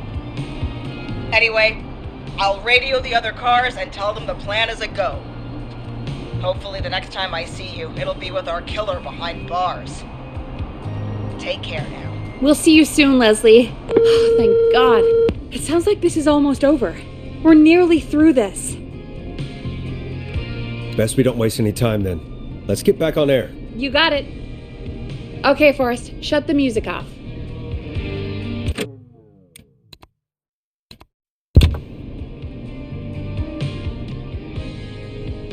Bringing you back live now. Welcome back to The Scream with me, Forrest Nash. The line is lit up, but before I get to our next caller, I just want to say, things are looking up. It's almost over, but for now, let's bring in our next caller. Evening, caller. This is Forrest Nash. Hello, Forrest. This is John Hedges. I'm here with Casey. I wanted to give you an update on Jason. John! Is he going to be okay? He's a fighter. He'll be fine. We've got him stabilized and resting in a bed. We're preparing to move him to the hospital. Thank you so much. If you hadn't been there, then... God, I don't even want to think about what would have happened. Of course, Casey.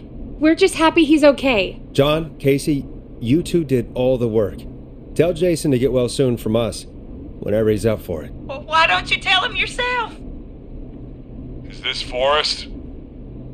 The one and only. I hope you're feeling better. It's good to hear you, Jason. How are you? Oh, well, I've got a hole in my stomach, and there's a knife in my leg, but John gave me something to take the edge off. So, I might feel even better than either of you.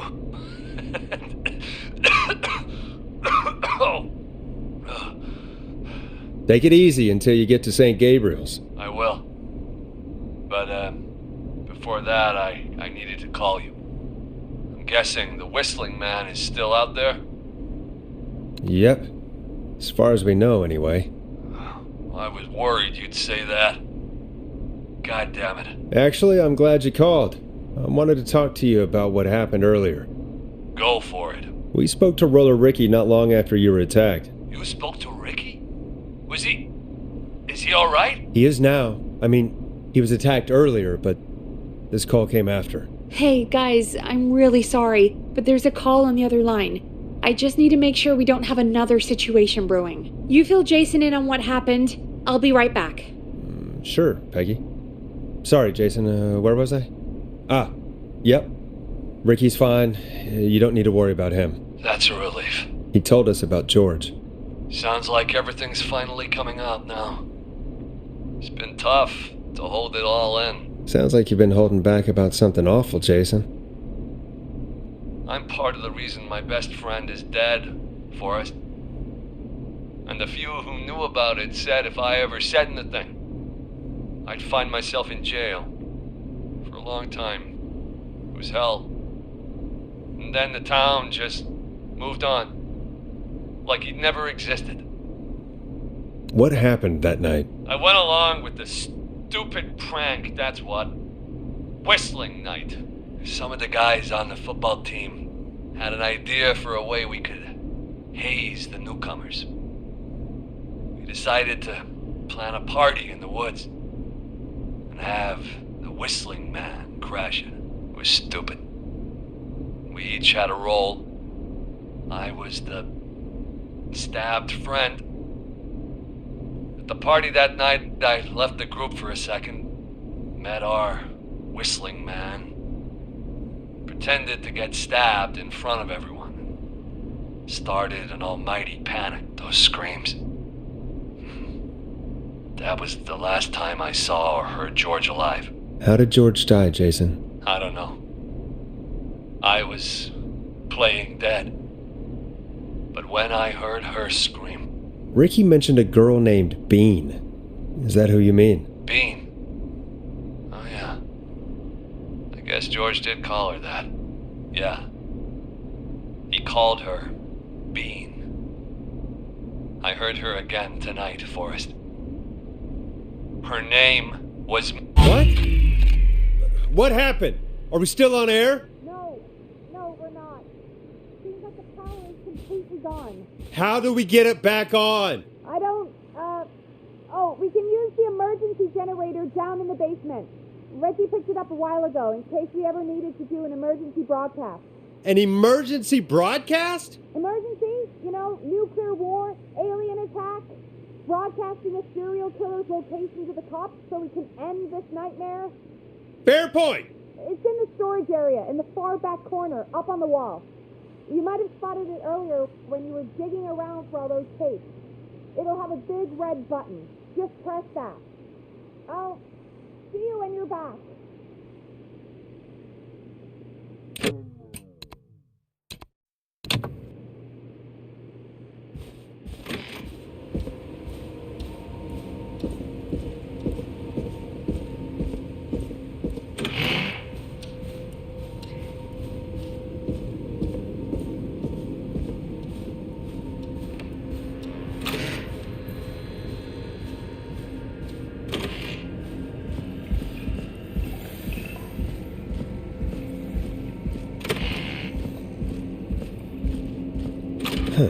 Far back corner. Why is this station so big?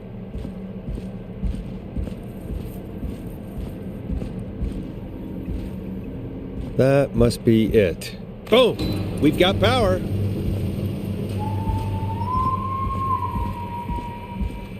the whistling man. I need to warn Peggy.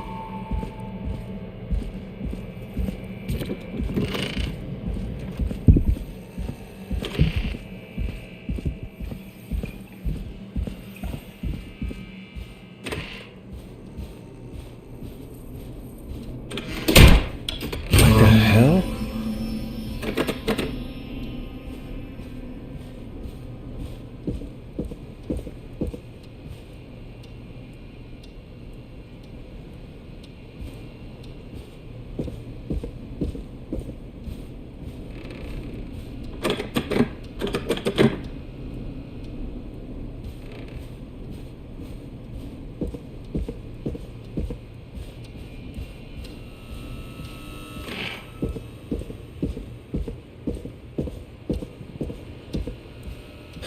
Oh no. Peggy! Where'd you go? What the? No way. This can't be happening.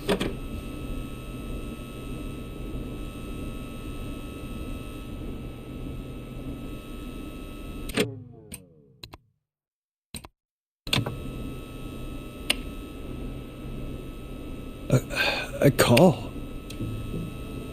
Where's Peggy, Don? Have some patience, Forrest. It's almost the end of the night. Almost the end of the show. But it's not over just yet. Got a little time still.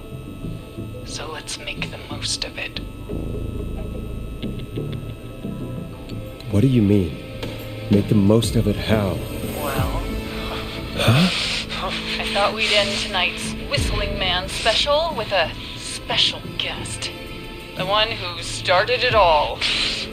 Let me take that out of your mouth and... You crazy bitch! Let me go! Welcome to the air, Mr. Teddy Gallows Jr. Wait. It's all gonna come out tonight, Teddy. Your daddy and his money saved you 20 years ago. But even if he crawled out of his coffin with all the money in the world... Wait, where the hell is Teddy? How are you talking to him if you're here with me? Because I'm not there with you, Forrest. I'm here with Teddy. And if he says where that is, well, he knows he'll get it. Wait, then who am I looking at? Forrest Nash, let me introduce you and all of Gallows Creed to my boy, Henry Barrow. Your son? You mean you... Wait, that he... Yes, Forrest. He and I had a son. So there were two whistling men tonight. Of course! That explains how you were always able to get around town so quickly. And that's how you escaped the secret archives in the newspaper office. Don't think I've forgotten about that, Forrest. Locking my sweet boy away like an animal. And Murphy, he was right, wasn't he? He did fight a man. He did. I taught my boy to never run away from a fight. Hang on. Did you say Barrow? Then... are you... Let me just get this mask off. Damn uncomfortable thing. No wonder Mooney went crazy wearing this. There we go. Marie Campbell? George's old girl. Oh. Well, it sure has been years since I last saw... Oh, God damn it. Marie Campbell? So, not Dawn, huh? No, not Dawn. What are you going to... Everyone's gonna know now what Teddy did. He killed George that night. This night. 20 years ago. Listen to me.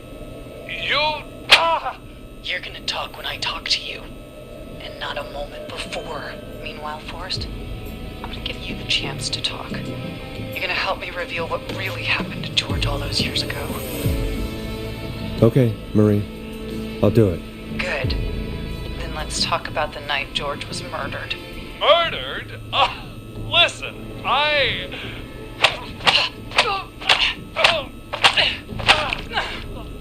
I said you speak when you're spoken to. Now, I know you've done some good work tonight in piecing together what happened to George 20 years ago, and that's why I want you to interview us. Interview you? All right, I can do that. Thank you. I want you to help me and Teddy tell the story, Forrest. Do a good job. And hell, you might be the only one to leave here alive.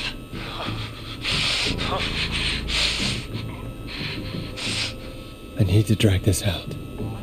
If I can buy Leslie time to get back to Gallows Creek, and if I can find out where Marie is, then this can end.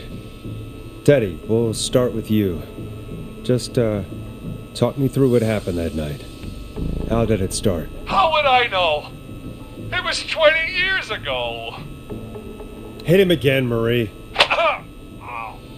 What the hell? God damn it. Okay. Our first team party was coming up.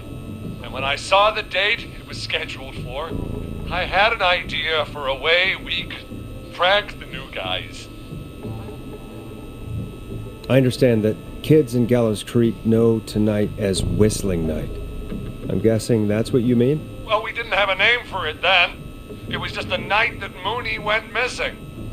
But Whistling Night is what they'd call it later. Wait. You mean this was the first Whistling Night? Keep talking, Teddy. We went up near Whistling Point. God, who was there? Me, Jason, and George, of course. But George didn't come alone. He brought Marie. And Roller Ricky, he was there too, wasn't he? Yes, Ricky was there too.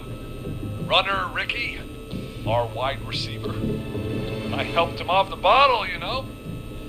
Because I'm a decent man. Is that so? Yes, it is. He came apart one day. Some people do. He had some issues. Wasn't stable.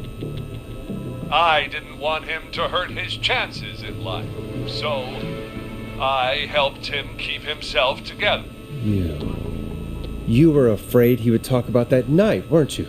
Keep talking. About midway through the night, we put the prank into action. We looked up at the trees and saw Jason there, bloody, like he'd just been stabbed. And the Whistling Man, screaming. George and I and Ricky, we got left behind.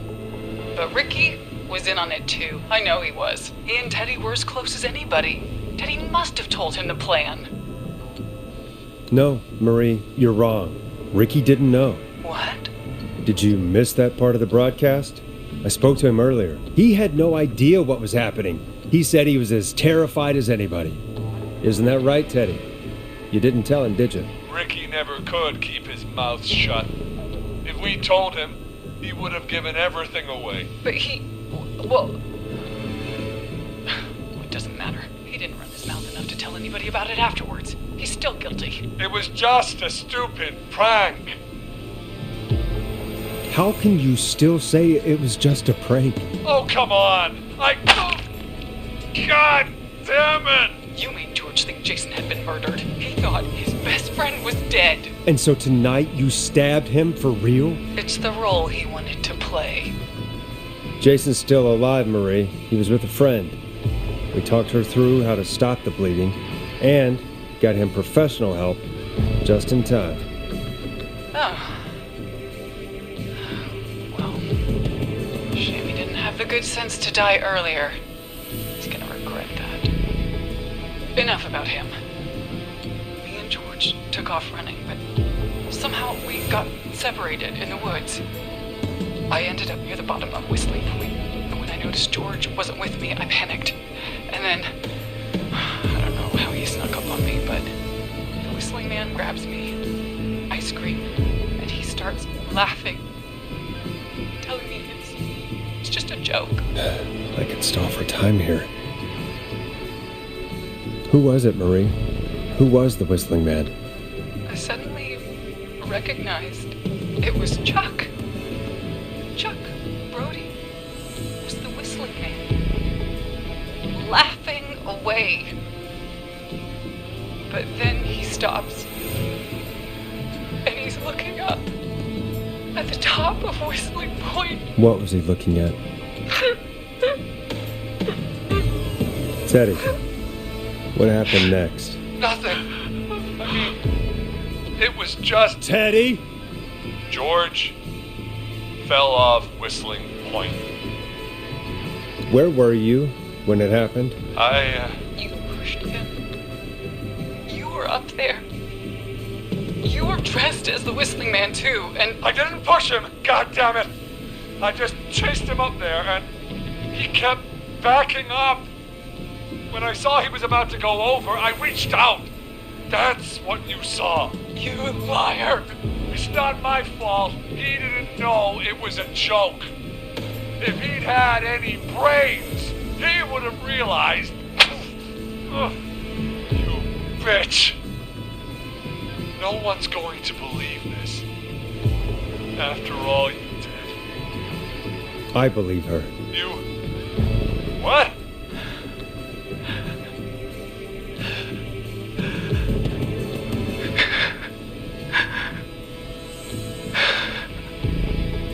Why else cover it up? My future was at stake, Nash. You know what it's like. People like us are bred for bigger things. I'm going to be the mayor of this town, Forrest. And then governor. And then, who knows? What happened that night was tragic. It should never have happened. But it was a mistake. It was just a stupid joke gone wrong. So my father sent Clive out to clean it up. Why should a blip ruin my future? George was a blip? He wasn't a blip, Marie. His father covered it up from there. I searched for George's body all night, but... Sandra found him the next morning while out jazz running. She found him in the river, but she lied about that to protect Teddy. She said something about her rent going up, unless she... Teddy, did your father own Sandra Sharp's dance studio? It's Gallows Creed, not Sharp Creek. I'd answer the question if I were you, Teddy. Yes, okay. We own most of the town. That's it then.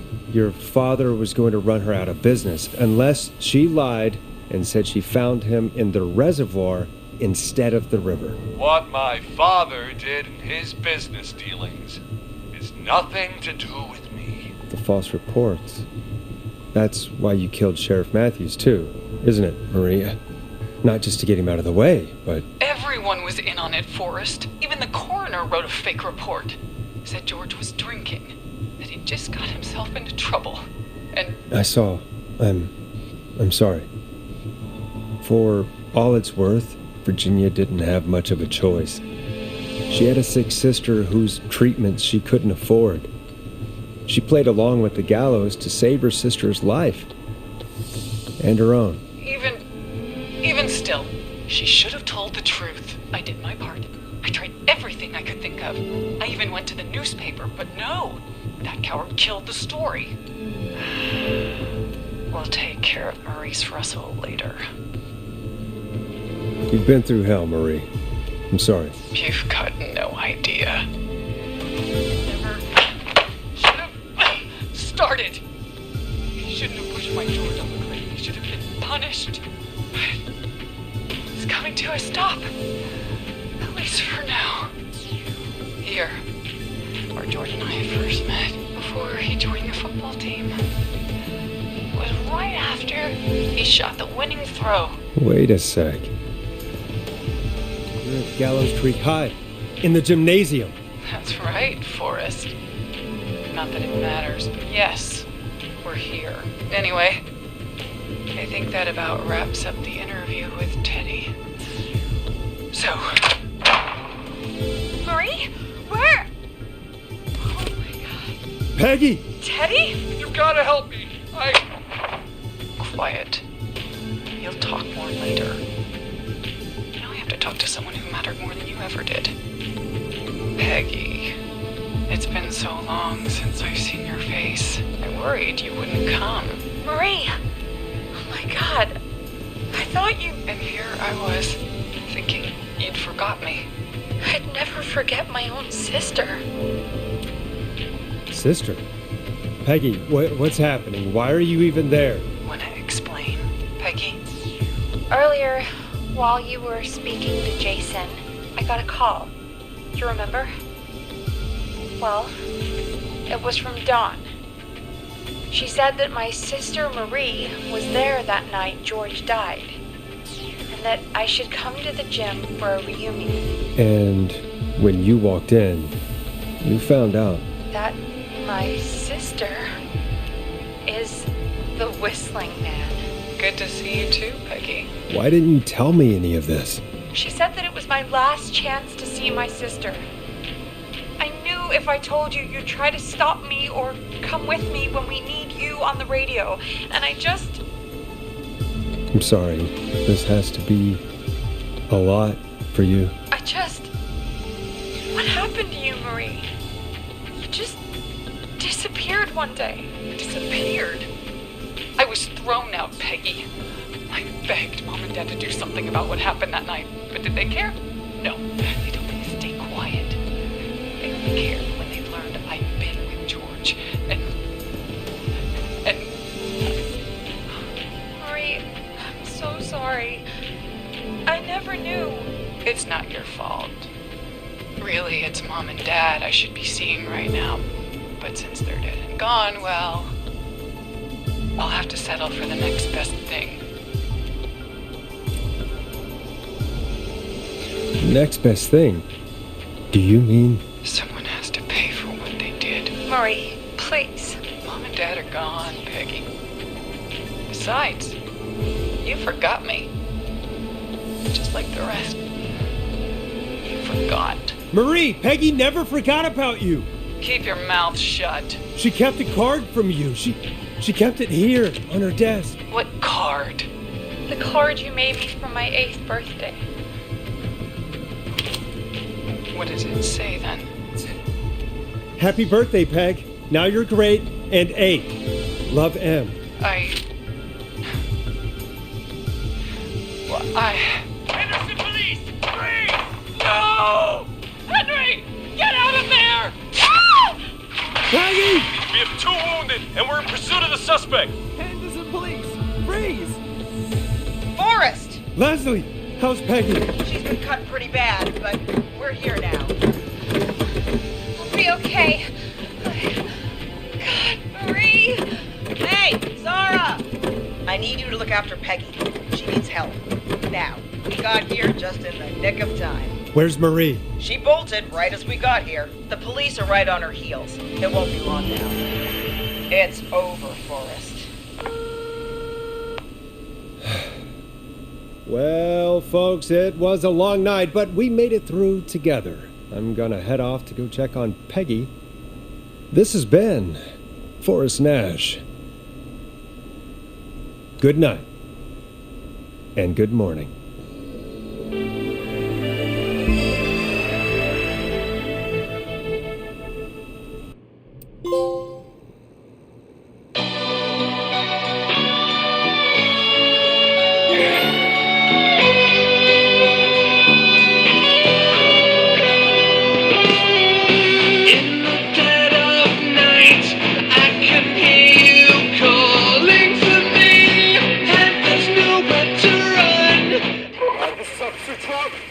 Come in. One suspect is in custody. Trail the other suspect into the nearby woods.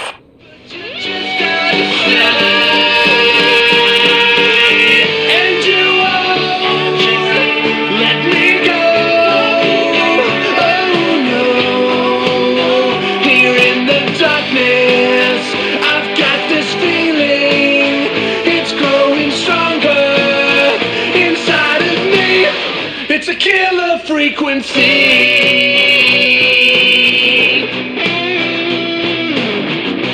I can feel my heartbeat, and it's bursting now.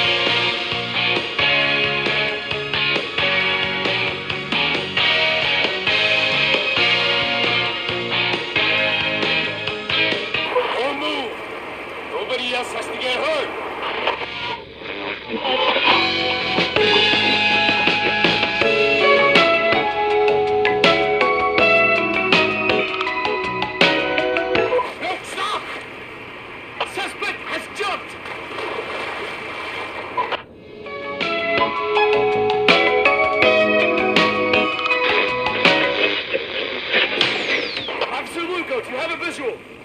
Negative. No sign of the suspect anywhere.